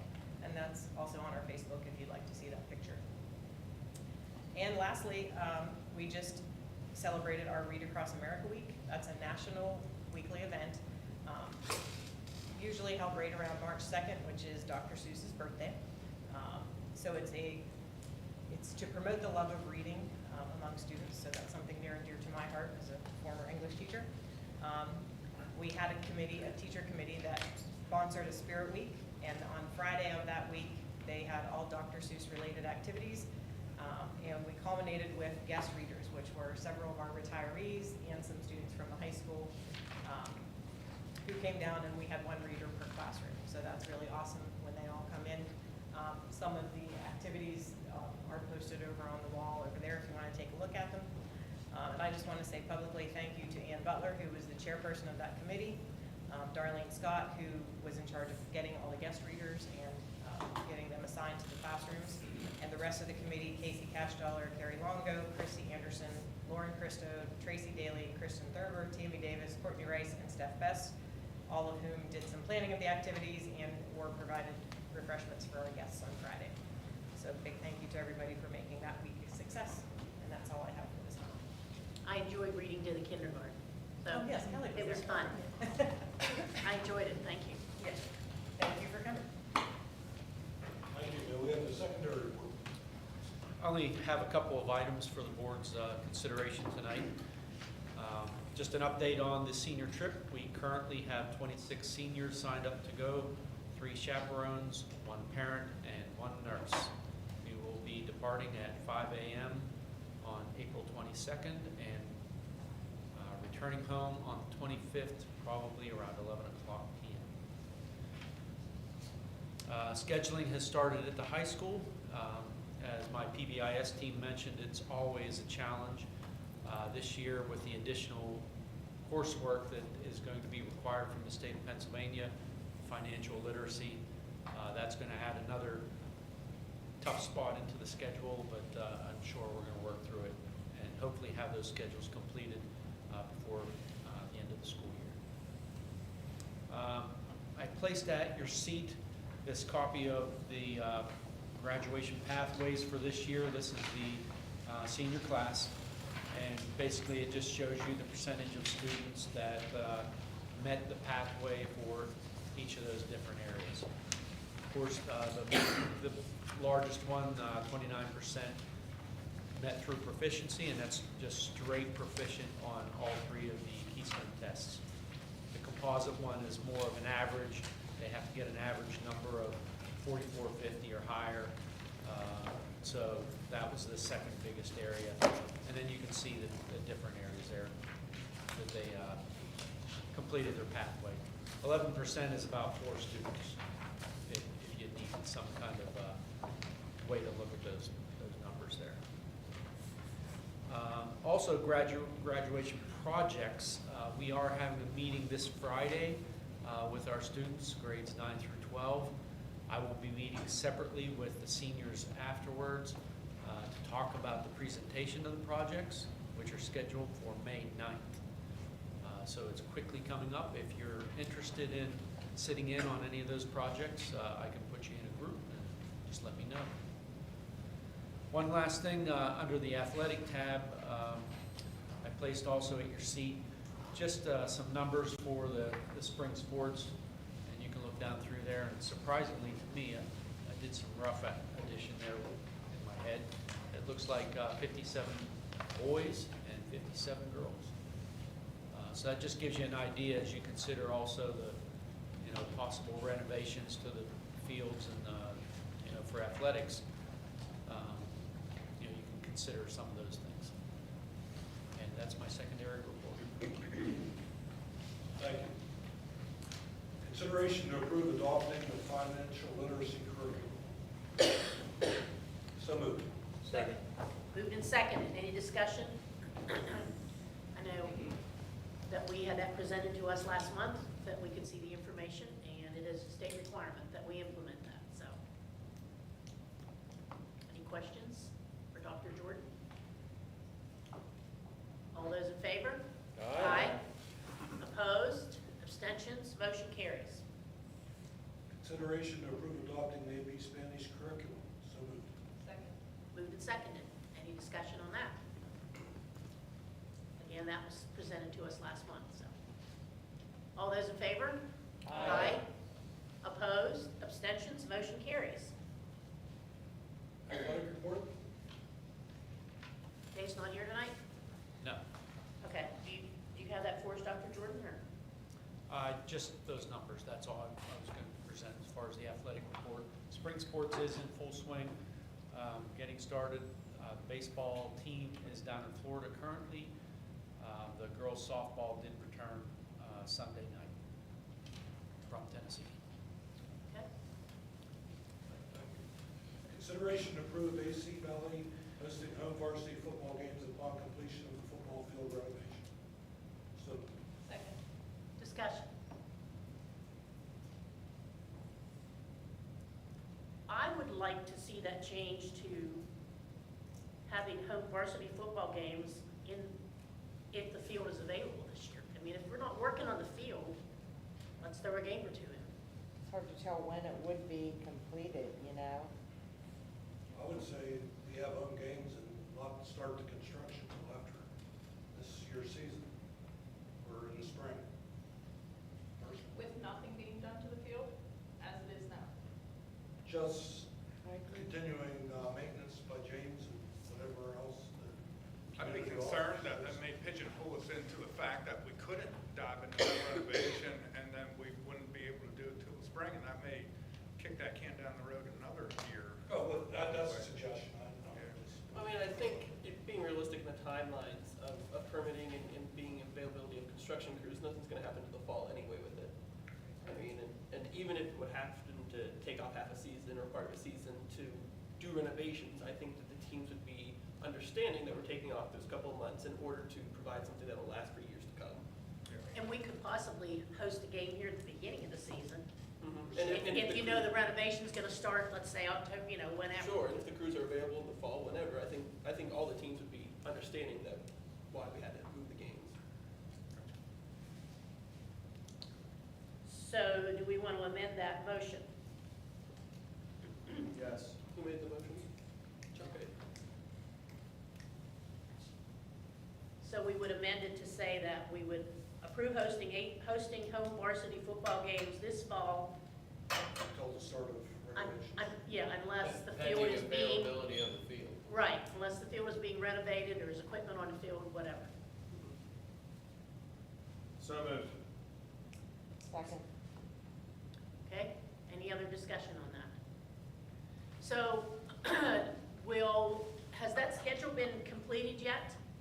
I haven't seen the schedule yet. Okay. I don't think it happens till the summertime, does it? Like early summer? Early summer is usually when they get. Early summer, yeah. So could we request that we would be possibly that the home games that we have which I believe, we would be up for 3 this year? Maybe we can only do Should 2 be. if we could keep them at the beginning of the schedule in the event that there's gonna do some construction up there. I don't know, the football committee, I mean, do you guys have an idea when, if we start construction, we would need to do that? I mean, realistically, I don't see it happening until the fall sometime. I mean, for the timeline that we're on to approve everything, get the permits, get the construction crews available, the fall at the earliest Okay. is when that would happen. So I think we scheduled them, for the beginning of the season, maybe the middle of the season.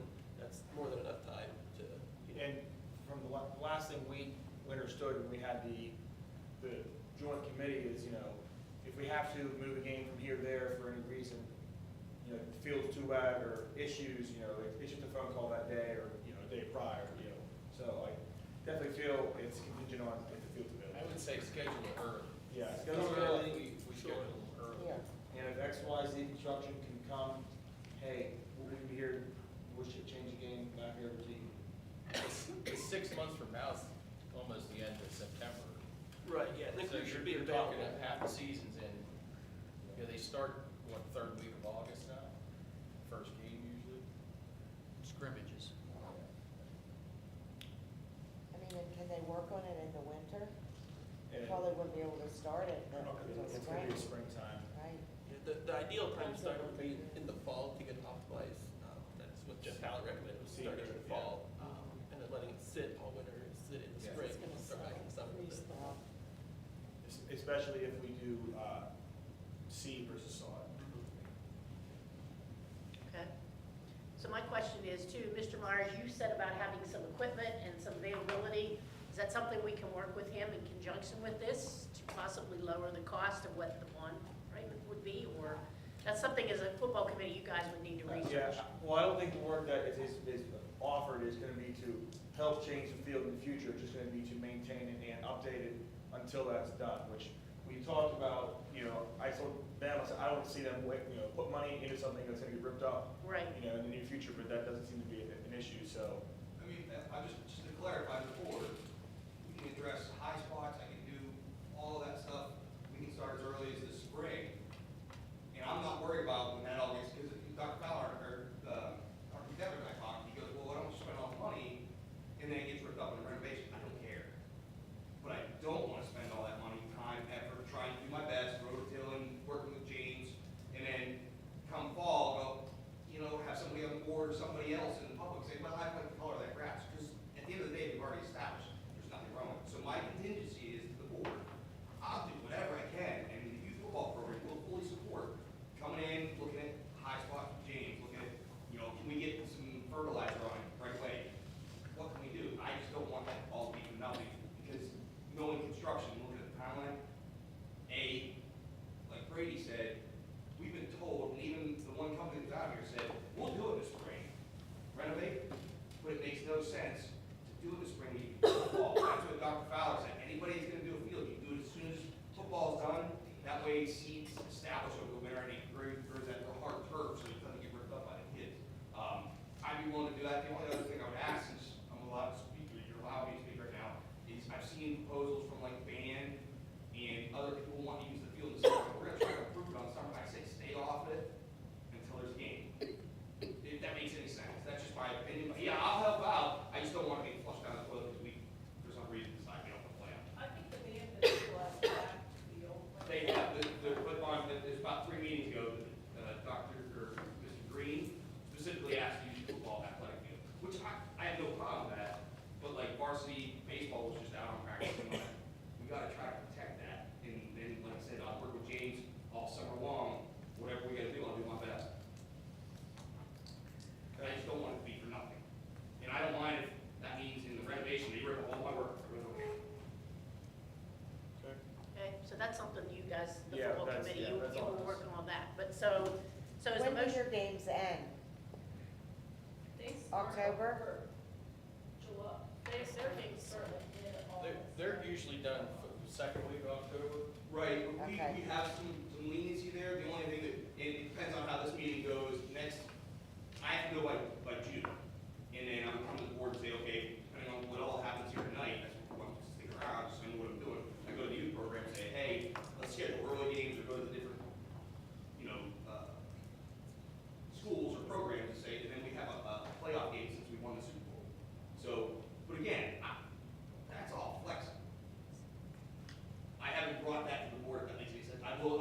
officially the right way, I want to do it in April, but just looking at the construction timeline, I'm not being pessimistic. There's just no way it's going to happen with the red tape by the spring. It will happen this fall. Okay, so we all understand the motion that's on the table. Okay? I think so, I'm yes. sorry, John. Do we need to add it in there to allow them to play on the field, or is it? No, because they're not a school sanctioned. Right, I'm just making sure we're not. Yeah, no, I mean, they come and request it at a later time, and we approve it then, but this motion is for our varsity, JV, junior high. Well, this just says varsity, do we have to add JV and junior high into? Yeah. Oh, should. Yes.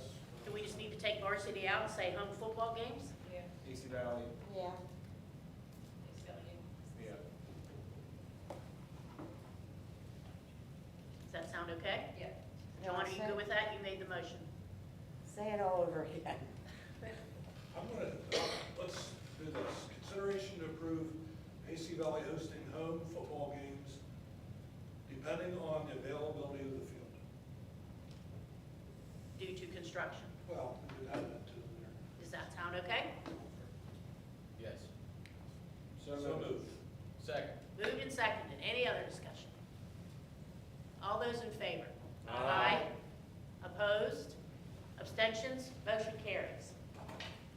All right, so we'll let Mr. Sherman know that when the PI, when you start working on all that, we'll have that set up. Union know that we want to have, you know, the games, our home games back here that we can. Early in the season. Earlier in the season. That may mean moving up homecoming, because don't we want our homecoming game here? We usually, in the past, when we had it, our two home games, if we had They two. were pretty early. It was, we had our own senior night and our own homecoming. I have another question you may or may not be able to answer on the athletic report. I had a student come to me and ask why there was less track meets this year, with the concern that they're not all, they're not all gonna be Olympians, right? So that practice and meet time allows them to improve their times or their performances over the course of it. And they seem to think that there were fewer meets, not counting invitationals. If it's at And the is that varsity true? level, we have to have so many meets. Right, but do you have fewer than you had before? Is Junior that, high, that's a that might be perception, different. no, it's varsity. The perception is there's fewer. I So they understand, just wanna again, make sure they- that they about baseball, that we have fewer games this year than previous. Well, a lot of times baseball, they do have a little bit of wiggle room, baseball and softball, because of cancellations and as the weather changes and messes up the schedule, then people are, at the end of the season, they're all looking to plug some things in. So they usually do not schedule a full 22 games. It's usually 18, 19 games, and then they fill in afterwards. There are some games that we have to play in the KSAC. Right. X number of games, and for District 9, X number of games, and then you look for other games outside of that schedule. Is it the same on track? No, Yeah, there's not track's pretty extras. straightforward. Okay. And it could, maybe because they had a tri-meet, it could be, where they have multiple Well, schools. and I think that's the concern, is that it's tri-meet, you get one performance because they score the same, versus Right. multiple performances. The point is to qualify for districts. But I'm not aware of any cutting down of any schedule, because we can't. But I think that's the cutting down, is if it's combined into a tri-meet instead of individuals, they have less time, less opportunity to qualify for districts, because there's only so many performances. There's still X number of meets that we have, that we have to compete in. But if they're not qualifying to go to the invitationals, those don't count, is my understanding. I don't know, I didn't pay attention in track season, because we did both, Right. so I don't remember. I can tell you, well, maybe I don't, so, I do. 1, 2, 3, 4, 5, 6, 7 meets are scheduled. And that seems the same, are And those those are all meets, not invitations? Those are all meets. Okay, thank you. Okay. Western Secure Treatment Unit report. I just want to thank everyone for permitting our vocational program and team to come and present today, and for selecting Erica Smith as the Employee of the Month. I know that was a quick presentation, but the level of technology that we have due to your generosity for Dr. McDivitt's for purchasing all of that, it's finally coming to fruition, and we're finally starting to see the students' results and interest. These students are often interested in education, and I credit that staff who's been tremendous, and really they've took it and they ran with it. They're getting training every week, and so it's nice to see the students starting to get engaged and be interested in academics, both in their vocational program as well as in the classroom now. And thanks to help to these ladies and Minnie Logue and Julie and Dr. McDivitt and some others, we're starting to really improve our academics, our procedures and protocols, and looking to continue to educate the students by offering additional services that they normally wouldn't get in a facility like that. One thing that I'm trying to pride myself in doing is educating the students on what they need, how many credits, what they have. And these students come in, they might have been in 3 or 4 different facilities, and they're coming in with piecemeals of credits all over the place. So they always want to know, how many credits do I have? What do I need to graduate? What grade am I in? So that's where the newsletter came in. It was supposed to be 1 page, and then I got carried away. So, but just some positive. Our students need positivity, something fun. They need to laugh, and a little bit of educating in the process as well. We're starting a new careers track in vocations, and we're using Smart Futures, which they're also using in the school district. So we're really excited. We have a lot of great things going on, and I just wanted to thank you for supporting us. Sorry. Sure. There she goes again. I know. I have just a quick afterthought, and I apologize, I didn't think of it during their presentation, but they said something about the kids that are still working on, I believe they said they're working on their academics, they can work on the specials. Sure. On weekends. Is there a way for them to work toward certification, even though they're not doing it in class, as like an incentive for Sure. them to try to get to that stage as well? So we have 4 students. We started a potential graduate list, and those students typically have anywhere from like 18, 19 credits, and then obviously have to be of age to graduate. So on that list, we spell out specifically what they need. They need a 1 credit of English, a half a credit of health, or whatever, and that's our goal to meet that. So our current vocational students are pulled out of the elective classes. So if I'm a student that is a potential graduate and I need a full English class, and I'm being pulled out to go to vocational, that's my time. Right. And for example, we have a student who's in there for 45 days, and he needs a full credit. So, we're putting him in there so he can earn that credit in as much time as possible. So maybe he doesn't need a math. So in math, he's working in English, he's working in elective class, and then he's working in English class. So he may be working, so that's a total of 4 students. And then they have what's called RAM status. They have different levels. So the new students that come in, they can't go over to vocational yet. So it's really not because students don't want to go. It's because they've come in and they're brand new and they're on the lowest level status. Yeah. So they have to work their way up a little bit and then they can go. Or it's one of the 4 students that are potential graduates, and our goal is to get them to graduate. So, Makes sense. yeah. Thank you. Sure. Thank you. Federal program report. Sure. Aaron and I are really excited to announce that we have completed the data report for the ESSERS grants, and they came back confirmed with no errors most recently. So that was, we were woohooing on our emails when that came through, and we did that in conjunction with Michelle Austin. So we are excited that that is done for the year, and spent a lot of time on that and solidifying what we turned in. So super excited. As far as the titles go, not too much to report. The funding adjustment reports have just been opened, so working on those should be pretty simple. We have to touch base on our Title IV spending, and then we can close that up for this reporting period. The PCCD grants, quarterly reports, and the fiscal and the program reports are due at the end of March. Erin and I have been talking about what we have left open for the PCCD grants and working collectively on those, bouncing things off of each other and spending time with the programming and the fiscal report. So that should be done at the end of March. The new grant lead, the PA Smart Grant, still has not been awarded. And just as a reminder, that is the $500,000 potential. I know I keep checking every day too.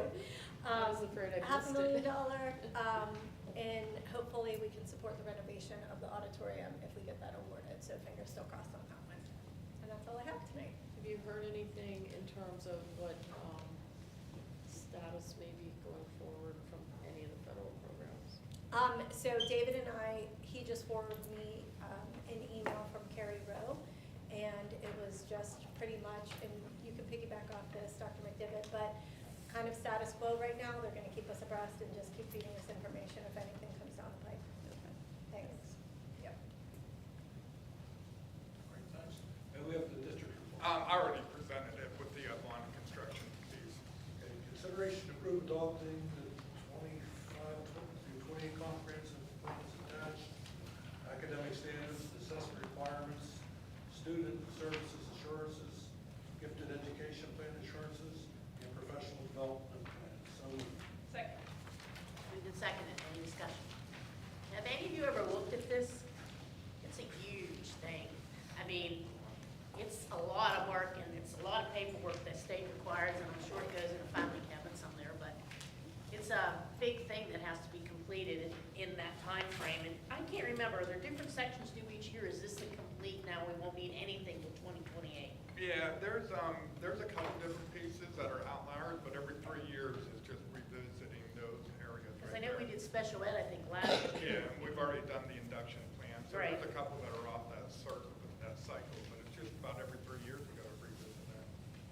If anybody wants to look at what's in our comprehensive plan, I'm sure Dr. McDivitt can Yeah. kill a few trees because Yeah, it's on large. the shared drive as well. I mean, there was a lot of work from the administrative team that went into that, so.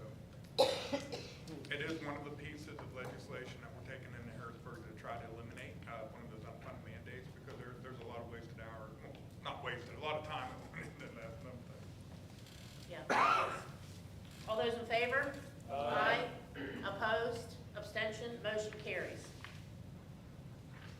as attached, enrollment numbers for face-to-face student enrollment, Rock Cyber Service enrollment, ACV Cyber Service enrollment, outside cyber enrollment, IU classroom enrollment, outside placement enrollment, homeschool enrollment, and WSEU enrollment dated March 10th, 2025. No motion. We don't have a student school board representative. School police report? You have it in front of you. If you have any questions, I'll be glad to answer. Last but not least, special education report. Our window is open for our alternative assessment for our FAFSA. We just opened our window on March 10th, so that will be all the way until March 2nd. We have 4 students at the elementary, 2 at the high school, and 1 at WSU that'll take our alternative assessments moving forward in that. We also, we're going to do our career readiness day down at the ARC of Butler. Peggy Poppin, the transition coordinator, and Megan Bashline are taking some students down there. Those students in our life skills population, they get to do skits. They also get to do some career readiness and a mock interview. So we'll do that. And we just kicked off our Inclusion Revolution this week, which is our Spread the Word Inclusion from Special Olympics. So we did Minute to Win It today. Turns out 3 balloons in the air for a minute was way too difficult, so we moved it to 2. But the students really were engaged in it and they had fun. And we're going to do that for the rest of the week. At both the elementary and the secondary, they're going to do ice cream on Friday, which is going to go to the Falcon's Nest. And we are going to start a social media for inclusion at ACV. So we've been taking some videos and pictures and trying to share some positivity at the end of the week. Okay, we'll move on to policy. Eric, do you want to do that motion? Sure. Consideration to approve updating policy 707, use of school facilities as attached. So moved. Second. Any discussion on that? Remember, that included a fee schedule for parking lot usage.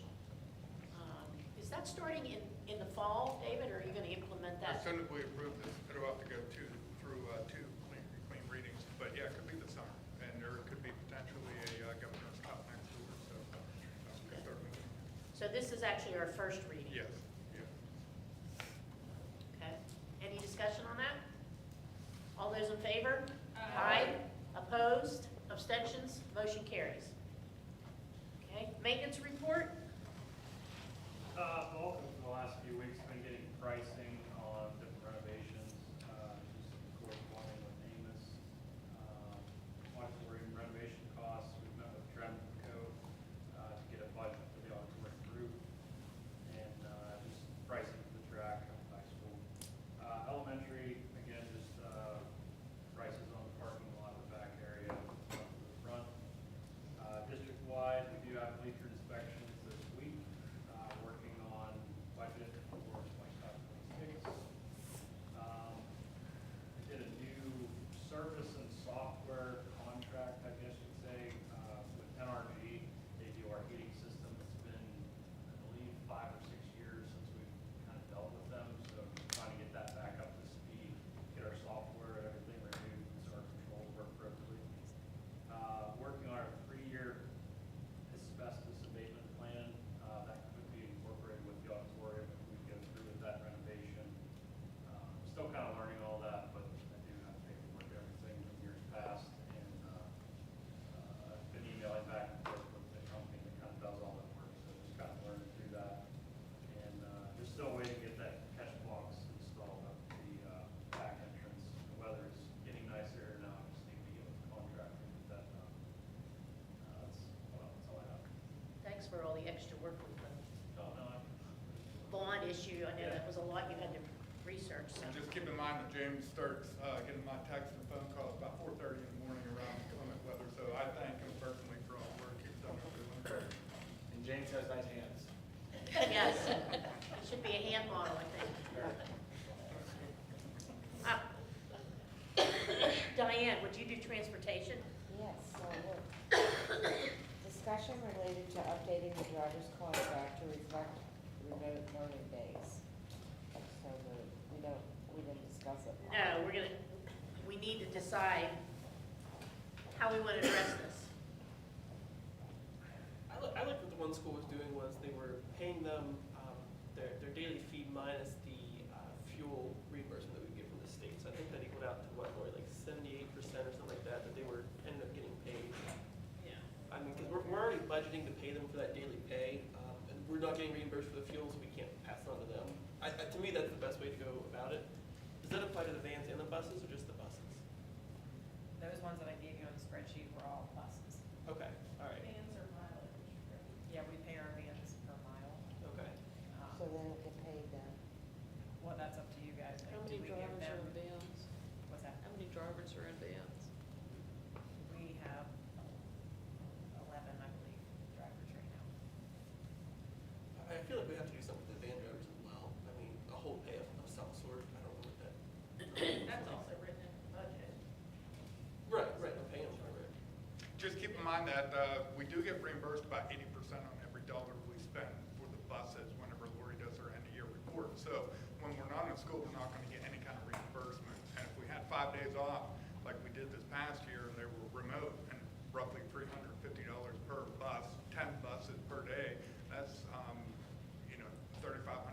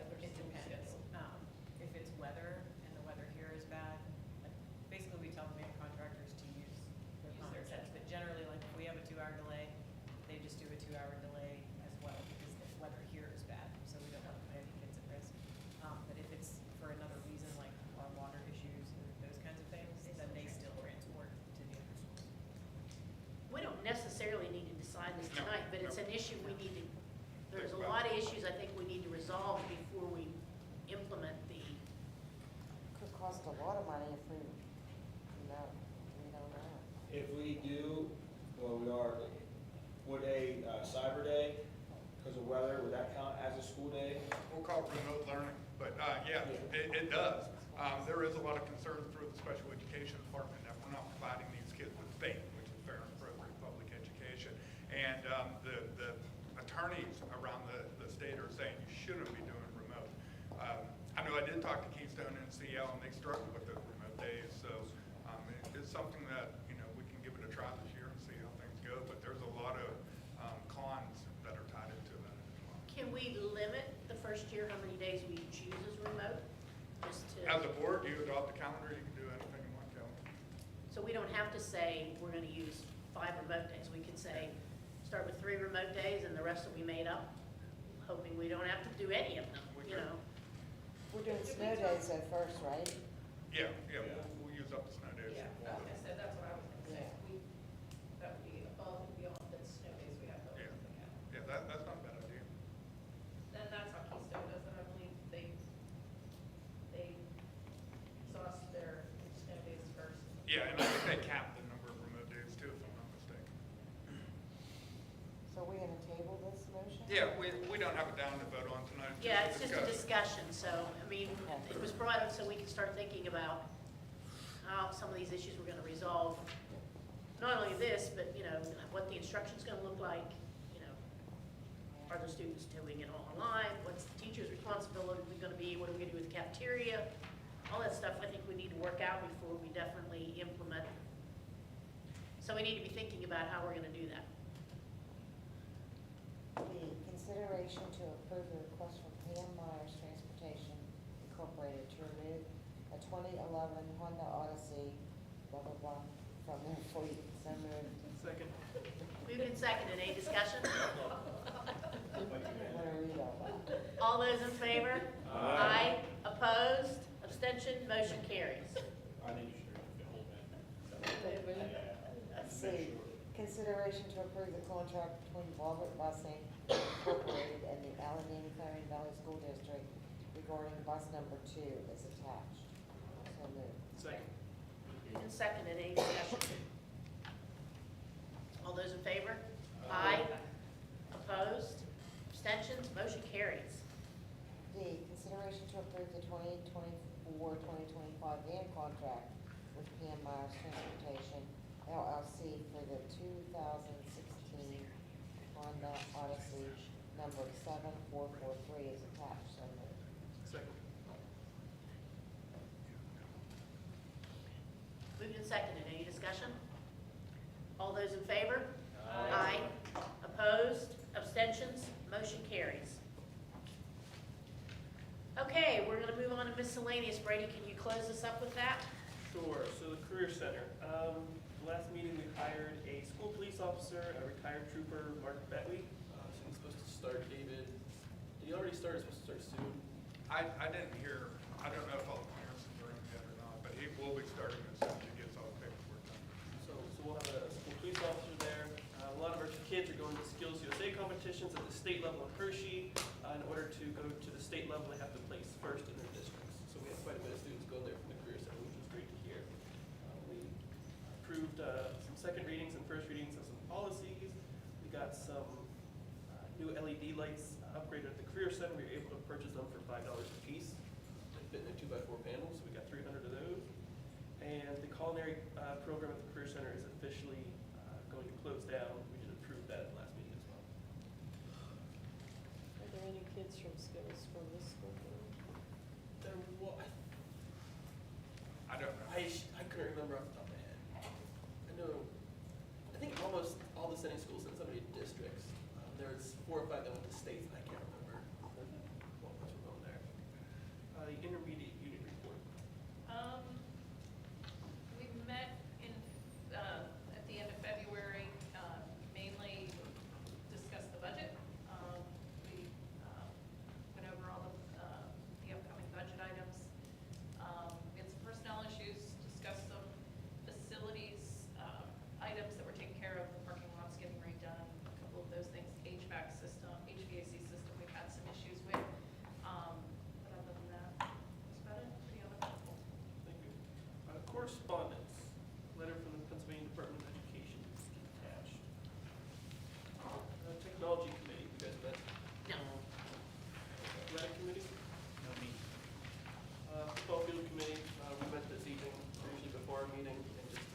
context of what's going to happen if the bond is approved and what direction we're going to go. And Len Myers, who generously donated his time and materials and fuel to the cause if we needed to be.